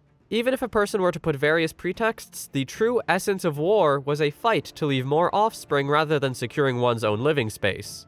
It was natural for the winner of the battle to seize, while the loser was to be seized. On the first floor of the faraway blue, Mars and Yue ran through the hall together while killing off any stray monsters. Mars's mind raced with thoughts about the reasons why humans created culture and civilization, and how he thought it was because they wanted to stray away from war. He knew humans were special and unique, and were different from beasts due to creating civilization and defying the laws of nature. That was what made humans human. But if doing so made things lead to war and the strong preying on the weak, then just what was the reason civilization was made? What was the reason countries and societies were made? The two of them ran down more stairs to the lower levels of the dungeon, until they arrived at the 4th floor of the faraway blue, and Mars stopped in place and raised an arm as a signal for Yue to stop as well. He told her that they were going to pause for a moment until he would figure out what the next step in their plan would be, since all that filled the 4th floor of the dungeon was a sea horizon that crashed against the sand. It was almost ridiculous, but Mars saw how it seemed as though anything really could go into an S-rank dungeon. Yue stared at the moving waves, tilting her head in confusion and interest until she would kneel down near it and cup some of the water in her hands, in order to bring some to her mouth to drink. This action had alarmed Mars and made him almost scared as he called for her attention. But there was nothing to worry about, since she turned around to explain that it seemed to be non-toxic fresh water with quality the same as spring water. Mars had an exhausted expression while staring at the girl, accepting the new information despite the fact that his heart had skipped a beat. He told her to not do things like that without thinking about it, since they didn't know what was in the labyrinth water. So he healed her in advance just in case there was anything secretly bad within it. They both stared once again at the large body of water, as Mars told Yue that dungeons would always bring something new and unexpected. There were reports from adventurers who saw scenery in an A-rank dungeon and the sky in an S-rank dungeon. Each dungeon was incredibly diverse and went beyond one's imagination, and from Mars' guesses, the faraway blue dungeon was one of ocean and water. Yue asked if they should cross using spatial jump, but Mars explained that it was not possible since the lake stretched far into the distance. And in addition to that, there were swarms of bees from above, and inside the lake, a large amount of sea serpents. The water splashed all around as large snake-like beasts sprouted from the lake, as Mars knew that it would take a while if he had to jump many times using his skill, while trying to avoid the monsters. Yue asked him what they were supposed to do next, and he was left in thought for a moment, before he decided that they should cross using a ship and used his Cocytus skill to create a boat made out of ice. They carefully stepped into it, and Mars activated the adamantine barrier around the boat before setting sail as the serpents swiftly charged at the two of them. His next skill to activate was Songs of the Divine Sea, in order to search for past magic, and find the direction that he would need to sail towards, before using other skills to use wind magic to send the boat speeding through the water. Serpents and bees started to come after them once more, making Yue worry and tell Mars about the situation. But he wasn't worried whatsoever, as he would use more skills and overlap them to create a boat that sped faster, while the very wind behind them would slice through any monsters that would come near. Mars told Yue that he would use his Great Ram skill with floors that had land, and Argo with floors that had water, which was the best way to proceed without any delay and speedrun to the bottom floor. Meanwhile, in the Hidden Wolf village, Shizuku's parents would slowly wake from their unconsciousness, as Shizuku's father removed the covers from himself and sat up, staring at his body in confusion as he wondered what was happening before that. He remembered how the house was attacked by monsters which he defeated, until the house was soon consumed by fire and caused him and his wife to fall unconscious due to inhaling too much smoke. The werewolf man stared down at Shizuku's mother before looking at his hand, and was confused once again at the fact that they had both survived, and had their injuries healed, noticing that the building they were both in was not his house. He got up and walked outside to look around, only to realize that his daughter was outside and fighting the monsters valiantly, before she turned around at the sound of her father calling out for her. The girl stared happily when she realized that he had awoken. Her father asked the girl how she was using her Armor of the Fanged Wolf skill for longer than 10 seconds, and she mentioned that there was a person who lent her their power in order to utilize such a skill in battle. Shizuku continued speaking excitedly about this same person, and how they were on their way to stop the monsters in the dungeon, but her father interrupted her with a cry of worry and a darkness falling over his face. While clenching his fist tightly, he said that there was a very powerful enemy in the faraway blue dungeon. But his daughter tried to reassure him that there was no need to worry since the person she knew was able to defeat hundreds of thousands of monsters. However, her father cut her off once again and explained that there was an enemy of their people in there, and was the one who released the monsters outside. Shizuku was confused on who her father was talking about, until he finally let the short werewolf know that their enemy was Duke Abik. Mars asked Yue what was the shortest estimated time for the two of them to reach the bottom, and she said that it was likely around 30 minutes. This information did not make Mars content. Instead, he felt as though the dungeon was taking so much time and that they needed to hurry, since they were about to reach the general room which held the mini-boss of the dungeon. Using his Asura's 6 arms skill, him and Yue would leap through the air at high speeds, until Mars would notice something up ahead, and stop their progression in order to hide behind a rock. Yue was confused until he told her to be quiet, as there were other humans in the dungeon, a group of 4 who had a familiar family crest on their shoulders. This crest meant that the people of this group were affiliated with the Ducal Abik family. However, Mars was confused because no one was supposed to know about this dungeon, let alone soldiers from the Ducal Abik family. Suddenly, one of the group members had noticed the presence of Mars and Yue and whipped his body around in order to call out to both of them to come out of hiding. They both did so without hesitation, and the 4 were very confused. And the same man who previously called out to the 2 of them had asked them if they were with the guild, and to tell them their name and affiliation. Mars answered honestly and said that he was a former guild member, and this man recognized the name as Mars used to be a part of Sword of Divine Silver, even if Mars left it 3 weeks ago. However, everyone in the group did not seem to know that Mars had left, and burst out into a maniacal laughter, which made the dark-haired boy notice that it seemed as though the reputation of his ex-party had fallen low. He was told that Ultra had exposed himself to a great deal of shame in front of the Duke a few days ago, but Mars didn't care at all, and wondered why he was being told that, to which the swordsman said that the group had decided to conquer the dungeon on behalf of the weak and frail guild that Mars's ex-party was a part of. Mars realized that the word choice meant that they were at this dungeon of their own volition, rather than being there under the Duke's orders. The dark-haired boy hummed in thought, but the swordsman continued to talk and said that Mars shouldn't underestimate S-rank dungeons if he was there to restore his honor, which confirmed Mars's suspicions on the people of this group not knowing that he left the party a while ago. Mars asked if they hadn't informed the Duke, which was confirmed since the swordsman already had the intention of defeating it before pretending that his story was that the monster tidal wave happened and needed to be dealt with. This meant that Duke Abik didn't know about the Hidden Wolf village yet, so Mars planned to capture these soldiers and steal their memories after conquering the dungeon. Yue grabbed her necklace and felt that Shizuku was waiting for their return, and the 2 of them tried to continue. However, the swordsman told them to stand down and tried to grab at Yue as a threat, but Mars pushed her out of the way just in time. She was safe, but the man had ripped off her necklace and tossed it into a nearby puddle of mud. He tried to pretend that his hand had slipped, even if it was obvious what he had done, and said that Mars and Yue should hurry up to find it before the pendant was lost forever. The group of soldiers soon walked off with the confidence that they were supposedly more competent than Mars was. And once they were gone, Yue apologized and said that he should go ahead while she searched for the necklace. He said that didn't need to happen and they can find it together, as he reminded her that the jewels of these pendants were extremely important to werewolves, as speedrunning the dungeon was not their only objective, it was also to save the werewolves. Mars told Yue that they could find the pendant while the 4 soldiers would fight against the general in the meantime. since the two of them should find the pendant before it sank any deeper in the mud. Yue smiled and happily agreed. And just before the soldiers had passed through the door to the mini-boss, the swordsman gave one last laugh due to not expecting to meet a person from the Sword of Divine Silver.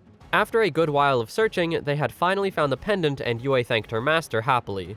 There was no dirt on either of the two as Mars had removed it using his polishing skill, and he was glad that the girl looked relieved after finding the pendant again.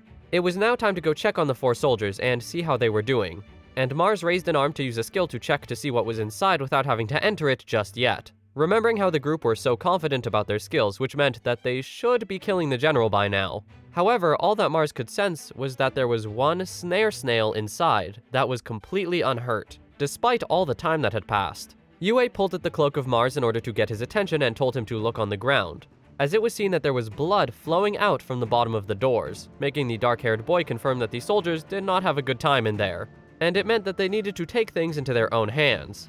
He opened the door and was immediately attacked, but repelled it using his subspace rupture skill to slice up the incoming tentacles. Mars looked around and saw that 3 of the members were dead, and found the girl sitting in a corner in the dark space of the room as she was trying to hide from the snail, stuck in a fetal position with her body shaking violently in fear, and chanting that divine punishment had befallen them. He asked the girl what she meant, but she was too busy being scared by his presence and asking for help, to which he said he would give it to her if she would answer his question truthfully. His question was what the group did, and the girl explained that the leader of the group led the monsters outside by using a pungent medicine. Mars knew that acting by oneself was subject to punishment in the military and would need a person to provide proof of reason to avoid said punishment, which seemed to be what the swordsman was doing. It didn't matter what the circumstances were of these soldiers, as Mars knew that the important part of the story was the fact that the monsters were released intentionally. Despite all this, he dismissed his thoughts for a later time, as he needed to get to the boss as soon as possible, and told the two to not move from where they were. Mars walked up to the large snail monster and used his Cocytus skill to try and freeze it, but it was not too effective due to its high defense. Yue tried to tell him that he would be able to attack it from the inside, but his objective was not to defeat the general, it was to conquer the dungeon as fast as possible. He called it lucky to have met this general, leaving the 2 girls confused by his words until he used his spatial leap to fly up into the air with the monster. Mars told them to close their eyes and cover their ears before he would send the giant snail crashing through the ground, which confused the girl as Yue explained that he was trying to create a hole to directly go to the lower floors. A goal at which he succeeded, as it seemed as though he managed to break down to the 14th floor. Despite getting to the next floor with ease by using this very new trick, Mars was still not done, and he was planning to do it many more times, raising the snail and sending it through the floor once again and into the 15th floor, and then again and again. The snail's body would be sent all the way to the ceiling of the floor that Yue and the girl were on, before being sent back down to the next floor to be broken through. This girl was in absolute shock to find out that the floors of a dungeon could actually be destroyed. And Mars told her that it was true that every adventurer had the same thought at least once of wanting to dig directly down from the first floor to the bottommost floor. However, no one had actually succeeded in destroying the floor, which made people reach the conclusion that the dungeon floors were unbreakable. She was still confused as to how Mars was able to pull off such a feat, especially when he was supposedly a porter in the Sword of Divine Silver party. But Yue was standing next to the girl with a sudden dark aura because of her words, which made the girl apologize. Yue calmed down and let the girl know that Mars had already left the party a while ago, and while it was fine to listen to rumors, it is best in the end for a person to decide the truth with their own eyes and thinking. Mars finally broke through to the 20th floor, but he still wasn't done. He would break and break and break, until the only thing that would break was the snail itself. He was surprised and almost impressed that the snail had broken into pieces, but this was a good sign, as it meant the floor that they were on was particularly special, and couldn't be broken through. Considering the number of floors that Mars had destroyed, the very next floor was likely the last floor of the dungeon. The girl mentioned how it had become quiet, and Yue had wondered if Mars had went so deep that they couldn't even hear the sound anymore. But the dark-haired boy soon flew back up to gather the 2 girls. He told them that he had finally reached the bottom of the S-rank dungeon and it was time for them to beat the boss and conquer it. However, the girl from the group of soldiers had collapsed to the ground once more, catching the attention of and confusing Mars and Yue for the behavior. Mars asked what was wrong as Yue outstretched a hand for the girl to grab, but she refused to move as she started to shake in fear once again, saying that humans couldn't run on water nor could fly in the sky, and how destroying a dungeon floor or beating an S-rank dungeon should also be impossible for humans to achieve. Yue asked for the name of the girl, who finally introduced herself as Marrow Brand, and Yue quickly corrected Mero that humans could in fact run on water if they could put their left foot forward before their right foot would sink. This response puzzled Mero, as she said that was practically impossible, and Yue responded that that was true, but it was not actually impossible. Practically impossible and actually impossible were two different things, and this time, what Mars had achieved was practically impossible. He told Yue that it was time for them to go, and the two of them had left the girl to sit there while they would jump down into the bottommost floor of the dungeon, while bringing down one of the parts of the broken giant snail. They landed without problem and walked forward to meet face to face with a giant frog on top of a pyramid-like pedestal, only for the monster to croak in anger at the presence of the two. Mars saw how the frog was not able to completely hide its agitation and asked the monster if it was not expecting an enemy to come from above, since adventurers would normally come through a door at the end of the stairs in between each floor. Despite all that, Mars proceeded to freeze the broken part of the giant snail, and told the frog that he had no time to play with it, as he had a friend waiting for his return while fighting to protect her village. The frog attempted to whip its tongue toward Mars and Yue, but the dark-haired boy was faster, and sent the icicle flying toward the boss and instantly killed it, as the icicle stabbed through the frog's head. And with that, the battle ended in seconds. In the hidden werewolf village, Shizuku was still trying to fight off all of the monsters in the village, but she was starting to get exhausted and heaved for breath while bruises lined her short body. She looked up with her mouth agape as she was astonished by the size of a large mantis-like monster that stood before her, towering over her and the rest of the village that was still in flames. The werewolf girl glanced at her claws and believed that she needed to push harder in order to protect her home, and called for more power from her armor of the Fanged Wolf skill. But even with the increased time from the duration enhancement, the land was telling her that she has reached the limit of mana that she could borrow. However, despite that, she still felt like she had to get back the home that her ancestors had protected. For that, Shizuku planned to kill everything that tried to take it away and wanted to carve a path for her bloodline to live. She shouted to no one in particular that people shouldn't easily say that it was okay to run away, and remembered that she believed the same when hearing these weak words of the people in the town of Kanui. Shizuku remembered all of their words before wanting the thoughts to shut up, as the werewolf angrily charged at the mantis while saying that a person couldn't call themselves a human just because they were still breathing. Mars knew this, yet he still told Shizuku to escape and save herself. She saw him as a person who was stronger than anyone she knew, so she was sure that he would conquer the faraway blue, giving her the motivation and drive to push herself to her utmost limit when protecting the place that she called home. Shizuku was almost out of strength, but she would hold out until Mars came back, and ran up the side of a nearby building before leaping off of it and dodging the swing of the mantis and decapitating the large monster with her claws. The werewolf girl would crash to the ground and slowly get up, her body violently shaking due to exhaustion, as she celebrated to herself that she had finished the long battle. This mantis was something she believed to be similar to the general of the dungeon, but her cheers were interrupted by the scout's intuition, which warned her about more monsters, hundreds of mantises who were soon closing in on the village. There were too many of them for her to fight, and she was already at her limit, which her father had noticed, as he told her that she should pull back, as she had done enough. But Shizuku had noticed a great power being sensed that wasn't coming from the enemy, and told her father to not worry. And she was right. Mars and Yue, along with the girl they had found, had charged through all of the mantises using the Great Ram skill, and landed near where Shizuku was. The werewolf girl would look up with awe as she saw at that moment how Mars's back looked so big. As the dust slowly blew away, the dark-haired adventurer said that he was going to handle it from here, but Shizuku was confused and more focused on asking about the dungeon, to which he immediately responded that he had conquered it. According to his god's eye, the only remaining monsters were the ones in the village and the ones around the nearby valley, but he was not going to let even a single one get away. He asked the girl if all of the villagers from the Hidden Wolf village were in the back and away from the battle, which she confirmed without hesitation since it was previously confirmed by her own father, so there wouldn't be any problems for Mars when he would kill the rest of the monsters. Mars told Shizuku that he was glad she made it easy to understand, and told everyone around him to get down, as he proceeded to raise his arm and activate his Storm Wind technique, Aeolus. A whirlwind had appeared in the air, circling around the dark-haired boy, as all of the monsters had started to get sucked toward the powerful whirlwind with no way of escaping. Thousands of monsters squeaked and croaked in confusion and fear as they were being thrown around at high speeds, and Shizuku was amazed by how everything was being sent flying upwards. He would soon use and combine both Spatial Rupture and Cocytus to create a cutting ice blade that sliced through each and every monster all at once within seconds. All that seemed to be left in the sky were small, broken pieces of ice that shined brightly, and everyone in the village, including Yue and Shizuku, looked with awestruck expressions. At that moment, the frozen remains of all the monsters, while reflecting in the sun's light, fell upon the mountains, as if marking the end of this disaster. After the long and hard battle and putting out the fire of the hidden wolf village, Mars and Yue sat down on pillows, while the rest of the village had all sat down in front of the two and bowed down with respect and thankfulness. The parents of Shizuku thanked Mars and Yue for saving their daughter and their village, and introduced themselves as Asagi, the village chief, and Kasumi.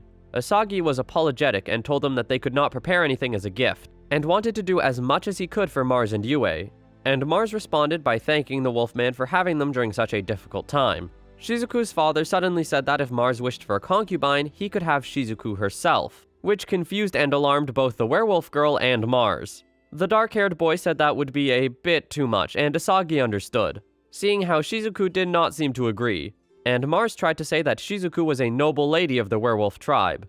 Asagi did say that he had royal blood in him, but his qualities of a king caused him to supposedly not be able to call Shizuku a princess. Hearing this made Mars ask to hear more details about the story related to the village's reconstruction, to which Shizuku's father explained that the werewolf tribe used to have a king too.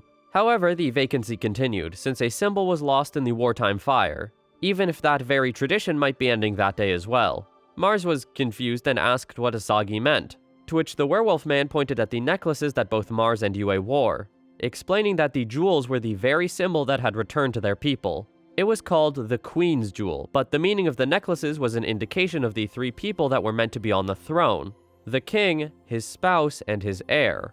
These three people would each hold one of the jewels and pass them on through the generations. Asagi and Kasumi were worried that the jewels had been lost somewhere in the valley, but it was fortunate that they were somewhere safe. The werewolf man proceeded to pick up a sword that he had kept next to him the entire time, which caught Mars's attention as Asagi started to unsheath it, claiming that the sword was also to be held by the one on the throne and was called a katana.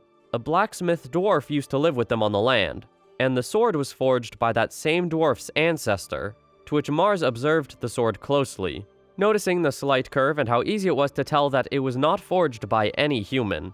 The jewels and the sword together in Mars's possession would prove to earn him the right to become the king of the forest. But when Mars heard this, he was about to give his jewel to Asagi, while Yue would try to give hers to Kasumi. However, Asagi would raise a hand as a signal to stop them, as he would explain that Shizuku had told them that he had traveled with no destination, and if they were looking for a place to settle, he could become their king. All the werewolves stared intensely at Mars and Yue, awaiting a response from the dark-haired boy, and after some silence, he had finally spoke, and told Asagi that his thoughts might be unclear after almost losing his family, along with the fact that Mars hadn't even stayed in the village for more than a day. He told them that the answer was no, but Asagi still tried to get through to Mars by asking if he knew about the law of the werewolf tribe. It was that one should use their strength not for themselves, but for others, which Mars knew as that was what he heard from Shizuku. Asagi explained that while Mars possessed great strength, he still used it for the sake of the werewolves, and even returned the jewels to them without a moment of hesitation.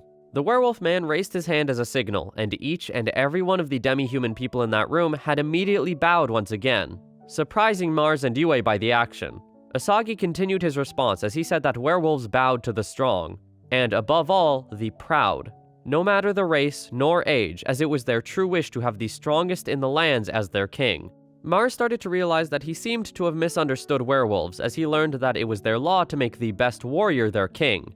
Asagi pleaded for Mars to take the sword, and let them be able to hunt beasts, plow the earth, and fight for Mars, while the dark-haired boy would let his journey have an ending in their village. Mars knew it was true that his journey had no destination, nor was there harm in accepting the offer, but Yue stopped him from accepting the sword and reminded him that she wanted him to choose the path that he could truly accept. He decided to reject the offer, and said that there was one thing he wanted to ask the werewolves, going outside to a cage that held marrow inside. Mars explained to everyone that she was someone hiding in the dungeon and was part of the group that drove the monsters out of the dungeon for their own personal greed, to which the girl would confirm and cause the werewolves around to stare with shock and anger. They started to argue about how to punish her, everyone giving different suggestions that all had consequences to them, until they had all settled on the punishment being to kill Marrow, out of their pain and anger of what happened to their village and people. One of the people walked up to the cage holding a dead child, as they asked why the woman had to still be alive while the child wasn't, and begged for her to give him back. Marrow looked down with sadness and shame, as she was about to say that she couldn't do that. But her words were interrupted by a voice calling out to the girl and asking her what she would do if she could. She was surprised by the presence of his voice and wondered where it was coming from, until Mars had explained to her that he was able to talk to her by blowing the air with his voice's vibrations using his spatial jump skill, to let no one except for her hear it. Pushing that aside, Mars immediately went back on topic, and asked if she would revive the child after he lent her the healing skill Blessing of the Seraph, while losing two things: her skill and her lifespan. There was no knowing how many years or decades the lost lifespan would be, and it would have been possible for Tina to safely use it when combined with other skills. But Tina did not even bring herself to use it once either. Mars asked Marrow once again if she would accept the offer and do something, instead of simply atoning for her sins despite how it may have a chance of resulting in death. But Marrow finally spoke and agreed to do it. After hearing this, Mars nodded and told all of the werewolves to listen to the idea he had. And soon enough, Marrow had used the borrowed skill to revive the child. The girl heaved for breaths and asked if there was anyone else that had passed away. But the only person who had died was the child. However, everyone was still conflicted on what to do with Marrow now. She returned the damage that she did, but it didn't make the crime itself disappear, as her punishment was still yet to be decided. Suddenly, Shizuku walked into the frame, and said that none of them had listened to Marrow's story. One of the werewolves had tried to explain that it would be unlikely for them to tolerate the answer after what she had done, but Shizuku insisted that it was up to Marrow to talk her way out of this, as it was no justice to decide without letting Marrow say anything.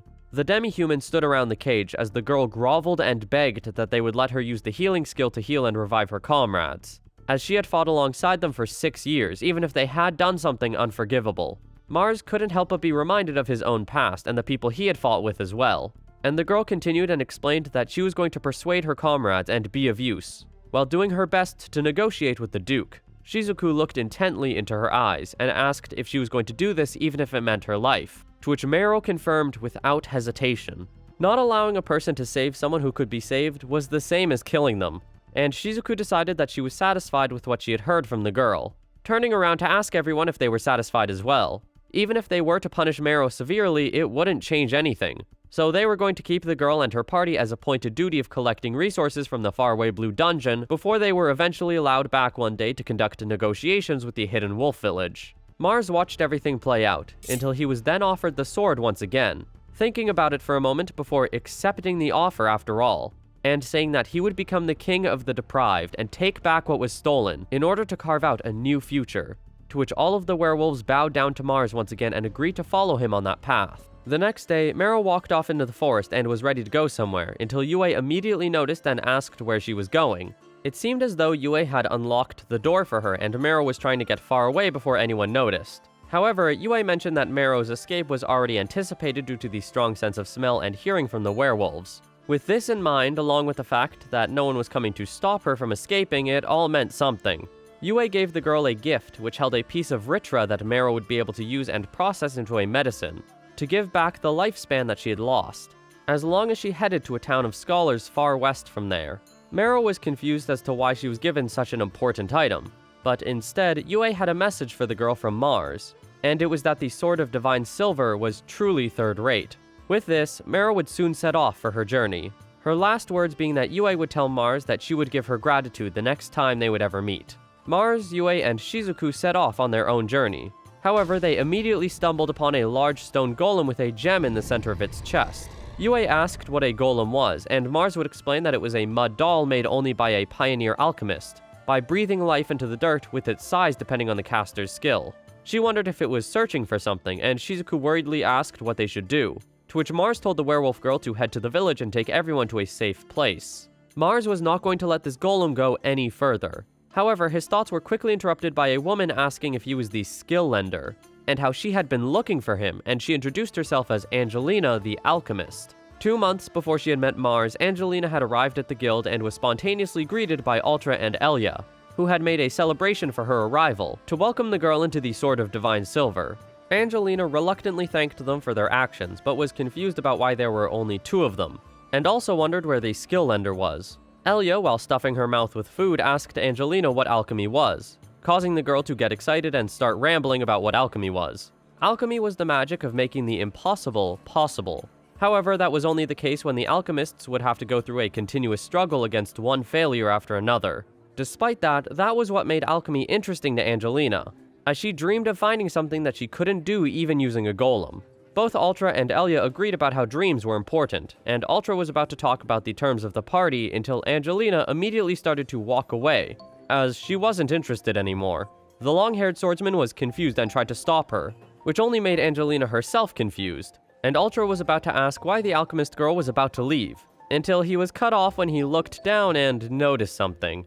Angelina turned her body away with a flustered and upset expression, as Ultra tried to make an excuse that he was looking down because of the height difference. She brought the topic back and explained that she came because she had business with Mars, the skill lender. But Ultra tried to say that there was no use for a guy like that, and said that Ultra himself was all the party needed. Angelina sighed deeply and said she wasn't interested in that, and asked if the swordsman didn't understand the skill lender's value. She said that if she were able to combine forces with Mars, their synergy would prove to be powerful, and make them able to do almost anything. And Angelina had traveled a great distance to seek something they both couldn't do alone. Ultra still tried to get her to stay, but the girl knew that there was no use in joining a party that stopped functioning a while ago. Angelina thought about Ultra's words for a second and figured out an idea, saying that things would be decided by playing a game. They both walked outside the guild and people started to crowd around them in anticipation, wanting to know what would play out. The alchemist girl explained that this would be a one-on-one match between them both, to which Ultra stubbornly agreed to even if he knew on the inside that things would go bad. But he felt as though he had no other choice but to accept. The girl kneeled down on the ground, and believed that it was time to start the battle, placing her hands flat onto the dirt and quickly activating her Earth Golem skill. After Angelina put her hands to the ground and activated her Golem skill, small debris flew everywhere, and the dirt obscured Ultra's vision from the being behind the clouds. Two glowing eyes pierced through the dust with an intimidating aura, before seemingly sprouting and rising from the ground, causing Ultra to lean back with shock and fear until that expression soon turned into confusion, as he blankly stared at the anticlimactic situation in front of him. The girl stood proudly as the dirt blew away and revealed a tiny golem, barely even a foot tall, while the long-haired knight stared with almost disappointment. Angelina looked down at the golem and called it handsome, saying that if it were ever reborn as a human one day, it would be her husband. Ultra looked down and raised an eyebrow, inspecting the golem while asking if it was just that tiny thing that he was going to be fighting. But the word choice offended Angelina, as she said that the golem was her future husband. She explained that even if it were temporary, golems were alive too, and that she was sure it would be reborn as a human one day so they could marry. Ultra said that he imagined that the golems would burst out everywhere, and felt overconfident that the battle would be easy against this one small golem. But Angelina just smiled and waited for Elia to give the signal, to which the witch girl, who was stuffing her face with food, proceeded to raise the meat stick and bring it down as if it were a flag, to signal the start of the battle. Ultra immediately charged forward with a determined smile, believing that the golem would move slowly due to its species. But Angelina told the boy that he should know better than to trust conventional thinking. She activated a jump skill on the golem and caused it to suddenly disappear in Ultra's eyes, making him stop and whip his head around in shock until the girl pointed to the sky. He looked up with confusion and held a dumbstruck expression as he witnessed the golem coming down from the sky, causing Ultra to have to barely leap out of the way, as the tiny golem smashed into the ground with a huge force. The Nightman stared with shock, his mouth agape as the alchemist girl explained to him that golems had a unique thing about them, where they were able to reflect the skills of the caster, causing Ultra to stare in more disbelief about how golems could use skills. Angelina told him that they were going to keep going, and she activated the jump skill once again. But this time, Ultra seemed to have gained confidence once more, as he stood up and said that things would be easy now that he knew the golem's tricks. Ultra was about to activate his Sword Saint skill, until he was interrupted by something sprouting from the ground and grabbing his legs to hold him in place. He was confused as Angelina counted down the seconds before the tiny golem smashed into his back. Angelina stood over him with a sickeningly sweet smile, as she asked him if he was going to surrender, but he was too stubborn and said that he wouldn't surrender to someone in love with a golem.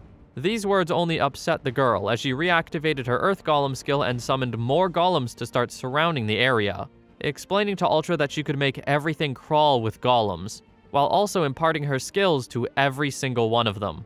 She smiled evilly, asking if it was tragic for him to be beaten by a plain girl not loved by humans, but Ultra tried to say that he never called her that, Angelina just responded by activating her jump skill on the golems again and continuing to beat up the male. Once she inevitably won, Ultra laid under the weight of the golems, his body twitching as Angelina walked over to Elia and started to vent about how she had issues with finding a husband. Elia tried to reassure Angelina that she shouldn't worry, since she would eventually meet someone one day. Suddenly, Angelina remembered something that she wanted to request of Elia. The next day, morning came and Ultra awaked with a shout. Elia greeted him casually, and complained to Ultra about how it was heavy labor for her to have carried him to the inn, and even needed help from the townspeople. The long-haired knight asked where Angelina went, only to hear that the girl had just left town, making Ultra grab at his hair in frustration about how their chances of getting promoted was ruined. He then looked at the corner of the room and noticed that the luggage of Mars that they had Gordon collect from the Devil's Abyss was gone. Ultra asked where it had gone, and Elia casually said that Angelina requested it, and she handed it over without hesitation because they were friends who ate from the same plate. Ultra wondered why Angelina would want something like Mars's equipment, but Elia explained that Angelina said she had the ability to find Mars with golems that specialized in scent. She was shocked to hear this information and told the witch girl to get ready to head to the bell tower, since they were going to find Angelina. They made their way to the top of the tower and looked down upon the city, looking over to scan and search for the alchemist girl, and Elia caught Ultra's attention as she told him that she had found Angelina already on her way to chase after Mars's scent, causing Ultra to grin widely. Meanwhile, Mars was talking to the werewolf people and explained to them how he had an item called Vritra's egg, and how it was placed in the faraway Azur's deepest part, saying that it helped and kept the dungeon stable for the moment. People were shocked and confused as Mars mentioned that Vritra was a dragon serpent that could preserve a dragon with even just its egg, and even after the egg hatches and grows, it'll keep the dungeon replenished. Mars knew that it was one of his goals on his journey to find a place to raise the egg somewhere safe and secure, so it was fortunate for him to have found this village with the nearby dungeon, and believed that the village would thrive alongside the dragon serpent and the faraway Azur, with the first step already having been taken in that direction. The dark-haired male also said that the scale of the dungeon depended on the strength of the dungeon boss. For example, with the former dungeon boss, the limit of the dungeon was only 52 floors, but with Vritra now, Mars believed that it could grow even further. However, it would become impossible for Vritra to coexist with humans and other beings, such as the werewolf people. Mars said that he would take all the responsibility and reconquer the dungeon to prioritize the safety of everyone. He turned toward the group of soldiers from before that they had captured and asked one of them, Berman, about the thing he asked the man to look for, and the group said that they had found it. The father of Shizuku looked into the vase, only to find water inside of it, as he noticed that the quality appeared to be similar to that of the village's water supply.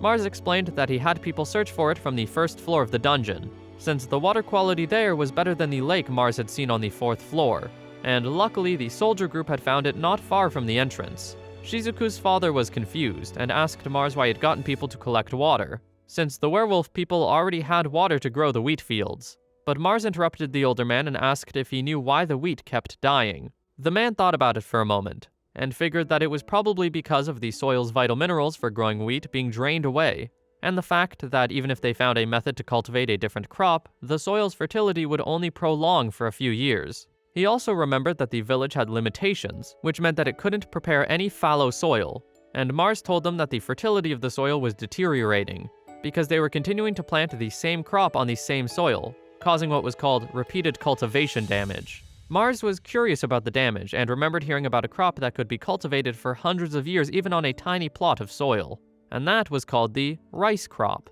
a crop grown by planting rice grass in a watered field, since the water replenished the soil and kept it in balance. With this information, Shizuku's father understood the situation and knew that they were going to need a lot of water for it. Mars explained that rice was normally grown on land with a lot of rain and plentiful water, but the village did not have a water source from anywhere other than the dungeon, which was why they needed to preserve the dungeon to fix the water problem. Shizuku's father was surprised at how much Mars had thought of everything, and asked him if he had the seeds for the crop, to which Mars said that he didn't, and proceeded to walk up to the werewolf girl and told Shizuku that he was going to give her his first order for a certain task he had in mind. The werewolf girl went back to Kanui, where Garen sat in his office, and thought that his time was not over. But a man walked in and told Garen that there was a customer. The bald man was confused until Shizuku walked into the building, and caused Garen to almost fall out of his chair in fear while begging and screaming for the girl to not kill him. But Shizuku felt offended and said that she wasn't some monster, proceeding to sit down on a nearby sofa. He was confused, since he thought that she had left Kanui. but she explained that she had just gone out of town for a bit and returned because there were things that she needed him to arrange. Garen wondered why she was asking this, but the girl only said that it was what Mars told her, since he said that Garen refused, no matter what, to give away his money, even when his hand was cut off. The bald man even emphasized that he still wouldn't do that, even at that moment, and asked who in their right mind would do that if they didn't have to which Shizuku said that was the reason why he was going to be the ideal, trustworthy, and reliable supplier for the job. Garen only got upset and called her rude, asking why she thought he would help Mars and the others, but Shizuku asked if Garen forgot. She turned toward the other man, Eldora, and told him to repeat what he said when he attacked Mars, and Eldora muttered about how he told Mars, "I'll plunder everything you have." Shizuku at that time said, "In that case, I'll also take everything you have." To which Eldora responded, "Try it if you can." Garen was almost seething with rage while hearing all of this, but Shizuku said that the bald man couldn't complain since he was there too, and didn't disagree with the choice of words. Despite all of the words exchanged at the battle, Mars still won, and Shizuku explained that they could just take everything they had and leave, but they forgave Garen and would rather just collect it if given the chance. Garen was silent for a moment before gripping Eldora's shirt and yelling at him for what he did, until Shizuku jumped in and told the men that as long as they would cooperate and turn over some of the profits of the money for trade, Mars would continue making the transactions. She did threaten that she would come back again if they did anything crooked, but Garen interrupted and asked for confirmation that this was just going to be another investment. Still a little in disbelief, yet very interested in the fact that he would be gaining profit from the situation. The werewolf girl held out a paper that Garen snatched, that had the list of things for him to arrange and deliver to the mayor, causing Garen to realize that he really couldn't defy them, since the mayor was under their control. Garen fell to the floor in defeat while crying about his business, and Shizuku said that there was one more job she had for him, pulling out a rock that he recognized as divine silver ore, and the werewolf girl explained that he could trade such an ore like that rock with Renono for money. The bald man started to imagine the amount of money that he would make from all this, getting distracted before Shizuku asked him once again if he was going to agree with the deal, to which he immediately and finally did. Shizuku returned to Mars and told him that everything went great, and Mars was happy to hear it, since with the help of everyone's contributions, they would all be able to maximize their profits. The werewolf girl was confused and wondered if they should really let Garen profit too, but he said that it was better to use enemies rather than just killing them. Mars said that all that was left now was to wait for results, and he looked down at the land and how they had dug a waterway from the faraway Azure, and turned the dead wheat fields into paddy fields, while also paving the mountain roads to bring leaf fertilizers and wood from the forest. Little by little, the atmosphere of the village was changing. Shizuku was happy to see everyone working so hard, and said that she would make sure to do her best to do her part as well. Then, after 2.5 months, that was when they encountered the massive earth golem that was easily above 40 meters tall. They met the alchemist, Angelina, who followed them to the village, and she introduced herself while saying that she had been looking forward to meeting him. Angelina jumped off of the golem as Mars introduced himself, and the girl explained that she had come there after hearing things from Ultra. Mars twitched at the sound of Ultra's name, and he asked if she came here to find him upon Ultra's orders, but Angelina quickly corrected that she was there out of her own academic interest toward him. He did remember that Ultra said that he would take in an alchemist to take his place, and wondered if it was this girl. Mars decided to believe that the girl didn't have any ill intent, especially since she made herself known without hiding, and that even if she did hide herself to try and set up an attack, golems couldn't do much without an alchemist's instructions. She was impressed by how much knowledge he had, and proceeded to follow him into the village, where some of the werewolf people ran up to Asagi to tell him about the stone golem in the village. But the old man was not alarmed and told the others that there was nothing to worry about, since he had already consulted with Mars about the problem. Asagi asked about the situation in the village and farm, and learned that everything was going well, to which he told the 2 werewolf men to not let the rivers get out of control, and also figure out a way to pick off the stems, also telling them to go to the village, since Shizuku was gathering everyone there. Shizuku's father grumbled to himself since he felt as though their work was increasing, but there weren't enough workers. But his thoughts were interrupted by Mars walking up and explaining that he was going to make sure that everyone was avoiding starvation with food that he stocked from Kanui. In the not-so-distant future, everyone's hard work was going to bear fruit. Mars told Angelina that he didn't have time right now for her academic interest, but he couldn't let her go due to her knowledge of the village's existence. She said that it was fine, since she thought of a trade offer, explaining that she saw the paddy fields and would solve the labor force problem with her golems, in exchange for things such as shelter and land for a workshop. Angelina also tried to ask for the demand of living together with Mars, but he grimaced and said that he would agree to everything except the last one, causing the alchemist girl to laugh. Angelina felt satisfied that most of her demands were met, and she was happy that her workshop was even enhanced, believing that she could freely research golems and Mars's skill. Mars wondered how much the girl knew about his skill and took the time to explain how skill lending worked, along with telling her that if she couldn't repay her debt, she would lose the skill.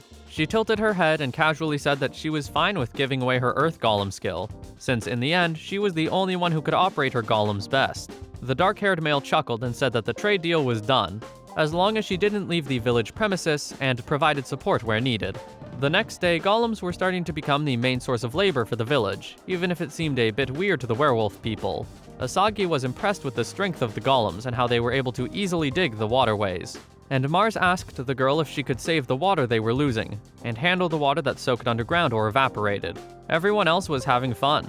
Mars wondered and wanted to make sure that Angelina was not being followed, to which Angelina reassured that she had taken that idea into consideration, since she heard from Elia that Ultra was looking for Mars, so she prolonged the journey to 2 months. The reason why was to make sure she wouldn't be followed, or even if she was, they would have already lost sight of her, especially since she had used a golem to get through the roads that became too steep for her legs. Unfortunately, regardless of whether she was followed, Ultra had still found the village, and looked down from a cliff that overlooked the werewolf village, an evil grin on his face as he hoped that Angelina was there. 3 weeks earlier at Dukabik's residence, Ultra was talking with the butler, and tried to say that he had come there on official business, knowing that he wouldn't be dismissed since he still had the privilege of being S-rank.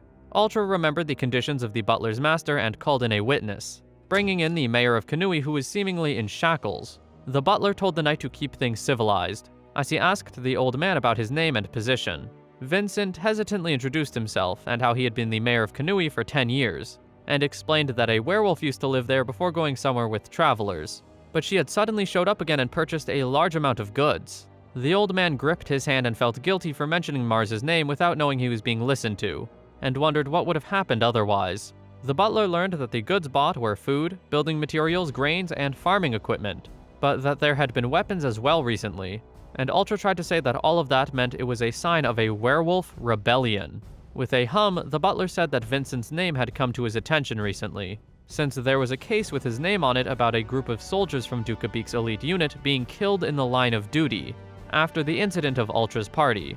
Vincent tried to say that he was not being told any lies, since that was what he heard from someone in town, but the butler asked for that person's name, to which the old man felt defeated and reluctantly admitted that it was Mars. With that, Ultra tried to make the story out that Mars truly betrayed them, picked up a werewolf, was the person behind the purchasing of the goods, and was now planning out the rebellion. The long-haired knight told the butler to not worry, since Mars was supposedly just a small fry, and would be easily caught with the Duke's strength, causing the butler to accept this and give Ultra the opportunity to talk with Abik himself. Ultra smiled to himself and laughed on the inside, feeling confident and believing that he was going to take back everything that Mars had taken from him. At some point, it was expected for there to be problems when growing those rice fields, since not everything was going to be perfect. Mars, along with the others and the rest of the werewolf village, stared with disappointment, as one of the werewolf people told the dark-haired male that another paddy field had gone bad, meaning that this was not the first time this had happened. They had even split the paddy field into 7 just in case something like that would have happened again, just to try to prevent a total wipeout. But that plan of theirs had failed, and most of the rice had been ruined in the end anyway, causing only 2 parts of the field to be left. With a heavy heart, Mars told the werewolves to pick only the rice that they could examine and burn away the rest. One of them was shocked and tried to say that there was still some good stock left in the paddy fields, but Mars explained that if it was all caused by a disease, it might infect the other fields too, and as such, they need to stop it from spreading, as it would cause more unnecessary damage. And the werewolf boy walked away with a defeated expression to go do what he was told to. Everyone watched with sad expressions and their ears hung low, as the villagers had to witness their failed efforts be burned away just like that. Yue walked up to Mars and tried to reassure him that everything would be alright, to which he agreed. Shizuku needed some reassurance as well, as she sat near the ashes with a frown, before walking up to Mars and Yue to ask if they were going to get through this. Mars proceeding to put a comforting hand on the werewolf girl's shoulder and reassuring her that they were going to get through it. Shizuku slapped the sides of her face to get herself together, though she may have done it a bit too hard since her body started to slightly shake from the pain. Mars turned toward the alchemist girl and asked Angelina if she knew what would be the cause of all the infected paddy fields. To which Angelina took a closer look at one of the grains and immediately knew that the disease was caused by a mold-like substance, meaning that burning the affected crops was truly the only way to deal with it. Even though the waterways were divided, the risk of the mold infecting other paddy fields was not minimal. She said that it seemed as though there was a fungal plant growing near the water's surface, and weakening the rice plant's roots, meaning that they should pluck them out quickly if there were more of them near the paddy fields. Mars understood the situation now, and knew that it was a heavy loss for them, but it was fortunate that he knew the cause and countermeasure for the future, so he was going to try and protect the remaining 2 paddy fields. Unfortunately, one of the werewolf people suddenly charged into the area while panting heavily, trying to tell Mars and the others that there was trouble. He explained that there was an army headed their way from the grasslands in the east, with numbers of over 500, and the crest on their flag being the same one that the Berman group had, meaning that Duke Abik was coming. Mars hung his head low as darkness fell over it, while Asagi asked him what they were going to do, to which Mars finally spoke and told Shizuku to call Berman and the others back from the faraway Azure, while the rest would pick up any weapon they could. Yue and Asagi were told to prepare a temporary command post at Mars's house, as Mars announced that it was time to get ready for war. The large army walked into the area, and wondered if there was really a rebellion army in a place like they were in, and if it was appropriate to bring such a big army against the werewolves. But golems started to suddenly sprout from the ground, causing the soldiers to stare in shock. Another soldier told the others to not get flustered, as the commanding officer had already warned them about the possibility of golems, to which everyone started to prepare cannons. Angelina was sitting in a nearby tree while overlooking the battle, feeling a little impressed that the soldiers recovered quickly after all the confusion, and she knew that it was going to be hard to deal with them without killing them, but she was going to do her best as it was her responsibility. Meanwhile, in the town of Kanui, the rest of the army was still making their way to the werewolf village, but the citizens were still extremely confused as to what the Duke's army was doing there. Someone wondered if it was because of the girl they had been hearing about, to which another confirmed, but said that he heard that a demi-human called Shizuku was gathering allies to try and wipe out the humans who made her suffer. Suddenly, Rinono interrupted the gossip and asked the men why they were standing there and chit-chatting, telling them that they should spend their time packing up their stuff. Within seconds, the men were running away, but Rinono was still surprised that the Duke's army was actually there, and couldn't really blame people's shock since it was the first time this was happening. Rinono wondered what was going on with Mars and Shizuku, but her thoughts were cut off by one of the citizens shouting for people to look in a certain direction, as the Knights Order of the White Phoenix walked into the town. A man with a scar said that among the 7 Knights Orders, they were the fastest. But Rinono knew that they were also radical demi-human hunters, directly controlled by the capital, and were an order that enforced human supremacy. The man said that they had received a report about there being a demi-human rebellion in the town, and how it was clear that demi-humans lived in said town of Kanui, to which the citizens of Kanui started to talk amongst each other about how they were going to be saved. Suddenly, Garen walked up to the knight and tried to sweet-talk him, and say that there was no need to waste their precious time coming here. And Rinono tried to stop what Garen was doing, but the bald man stood his ground. While Garen himself didn't like demi-humans, he still didn't want any problems before he could make a profit. A darkness came over the knight's face as he said that those who collude with the demi-humans shall face punishment, and proceeded to slice Garen's arm off, causing Rinono to run up to the short man and tie his shoulder up to stop the bleeding. She asked the knight what his reasoning was for cutting a human, to which he explained that the behavioral norms of demi-humans were harmful to humanity, and how in the eyes of the law, humans and demi-humans were not equal, which was why the 36 knights were going to cleanse the town, in order to ensure that everyone does not trust demi-humans. The knight was about to take another slash at Rinono and Garen, until something broke his blade, confusing him, until everyone saw Shizuku protecting the two, while her skill was activated with mana activity at level 81,937. Garen stood up with a happy expression, asking the werewolf girl if she came there to save him, but Shizuku got upset from his perception and kicked him away, knocking him out as he smashed through a nearby wall. She told him to just lie there if he was too hurt to run away, and Rinono turned toward the other humans, yelling at them to run, since the knights were planning to kill them. They finally listened and started to run away, while the knight in front held a cold glare, and said that it was a crime to drive the people to escape. Rinono told Shizuku to run now, since they would kill her, but the werewolf girl knew all about how they were there to kill demi-humans, since she had heard all about them from Berman. Shizuku joked that maybe the knights really couldn't differentiate between humans and others if they tried to kill Rinono and the others, and Rinono tried to keep convincing Shizuku to run, until Shizuku said that it was all for the sake of their king. The knight was given a spear, as he said that it was disappointing that she was just one small animal. But Shizuku said she wasn't alone. And many werewolf people started to flood the town and surround the knights, with everyone having weapons ready. The knights were not fazed or alarmed, and still had the confidence that they were more powerful than the werewolves, saying that they really needed to cleanse the people who treated demi-humans as equals. Shizuku shouted at them to try it, and said that she was fed up with humans like them, proceeding to power up her skill even more to level 367,895. In the distance, Mars could feel the power resonating within the girl, while he looked over the grassy fields with golems guarding him. He chuckled to himself as he figured that Shizuku was holding back from the start, and he knew that he could count on both Shizuku and Angelina to protect everything. Mars had heard the story about the Knight's Order who had killed a human who gave a slice of bread to a demi-human, thinking that it was only a rumor at first, but after what had happened, it might not be entirely wrong. The worst possible situation was the total annihilation of the werewolves, and since they couldn't live freely outside of the village getting overrun would mean total destruction for them. During the planning stage, he originally expected the Knight's Order to show up after the demi-humans grouped together, but then there was the possibility of them heading to Kanui first. Because of that idea, Mars was going to head for Kanui, but Shizuku, Yue, and Angelina all told Mars that there was no need for him to fight, and that he could leave Kanui and the village to the three of them. A good king must always consider the concerns of his subjects, and with that in mind, Mars was starting to realize how hard the job of being king was. He was talking out loud to himself and sensed someone, deciding that he wasn't going to say out loud that he sensed the man walking up to him, and pretending that he didn't notice while continuing to speak. Suddenly, the man attacked, and the golem shielded the force of the attack with its body, as Mars crossed his arms and said that it had been a long time. The dust clouds blowing away to reveal Ultra as expected. Ultra seemed ecstatic to have finally found Mars, as Mars himself noticed the expression, and said that it was a very fitting look for someone of a party that fell into the dirt after revealing its true colors. The long-haired knight told Mars to shut up, as he activated his Sword Saint skill, successfully delivering a small cut to Mars's face. Mars was impressed at how Ultra had gotten better than before and asked what he did, but the male just continued trying to attack Mars. The dark-haired man asked where the other three were, but Ultra said that there was no value in caring about them, explaining that Gordon had locked himself in his room, Tina was nowhere to be found, and Elia had also disappeared after her audience with a beak.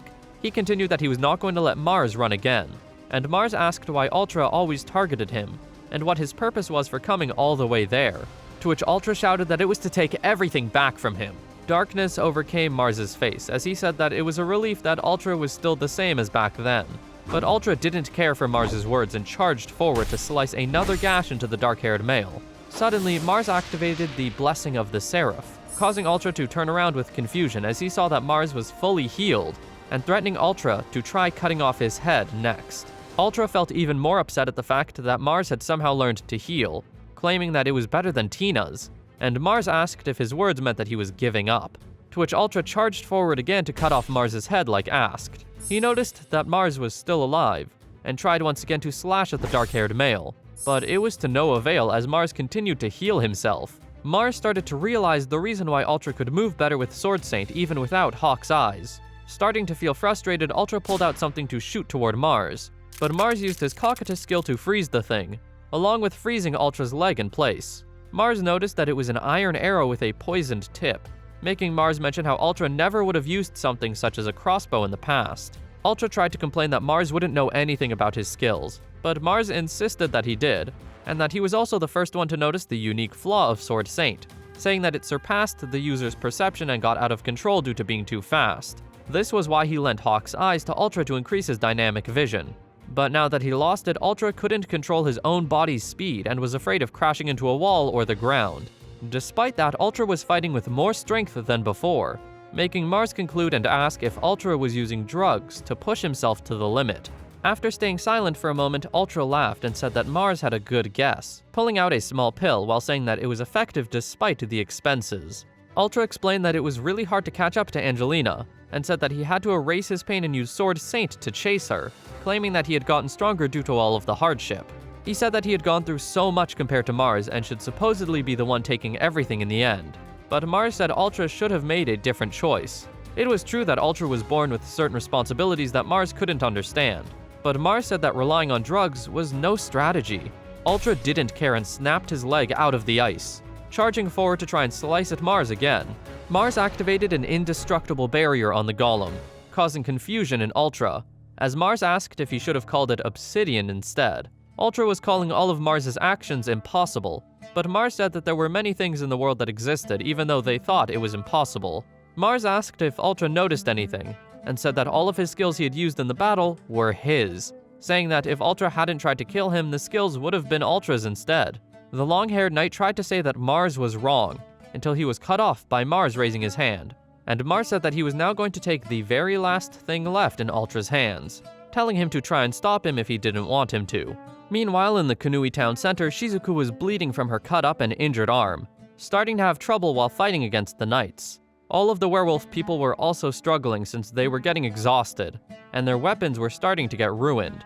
The knights claimed that they fought in a humane manner, and said that having a noble will was what made the difference between humans and demi-humans. Shizuku said that the words were not very convincing when it was said by someone who tried killing another human, especially since it wasn't very noble for the spear to be laced with poison.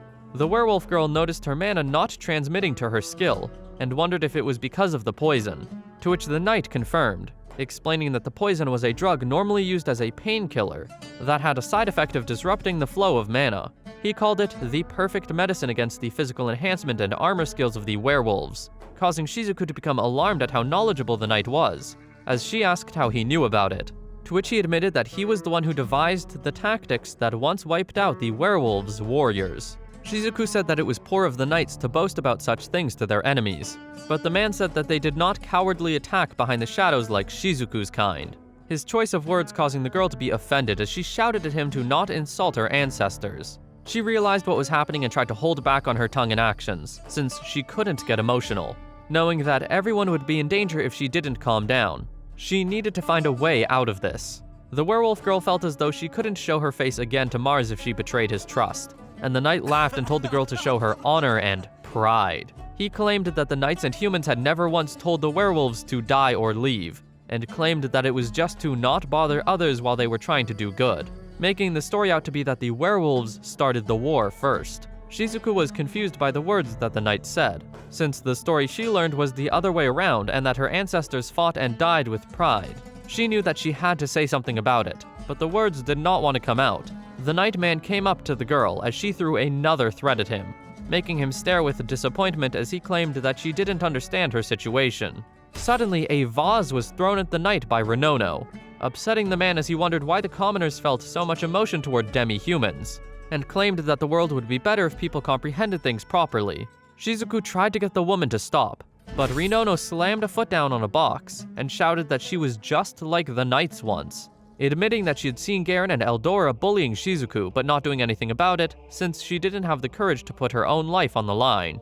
But that was back then, and now she finally realized that she didn't know all the details. One thing she knew for sure though was that she didn't like the knights at all and continued to throw more objects at the knight, but he called her pathetic and threw a dagger toward her aimed directly at her heart. She noticed and knew that she was not going to be fast enough to dodge it, thinking that she was dead, until Garen suddenly pushed her out of the way, while calling her an idiot. The knight scoffed as Garen told her that he paid his debt, and that they were even now, causing the woman to smile softly at his words. Shizuku saw the water on the ground and tried to put it on her arm, believing that she could possibly wash away the drug, to which the knight said that it was pointless, but there was something he didn't know.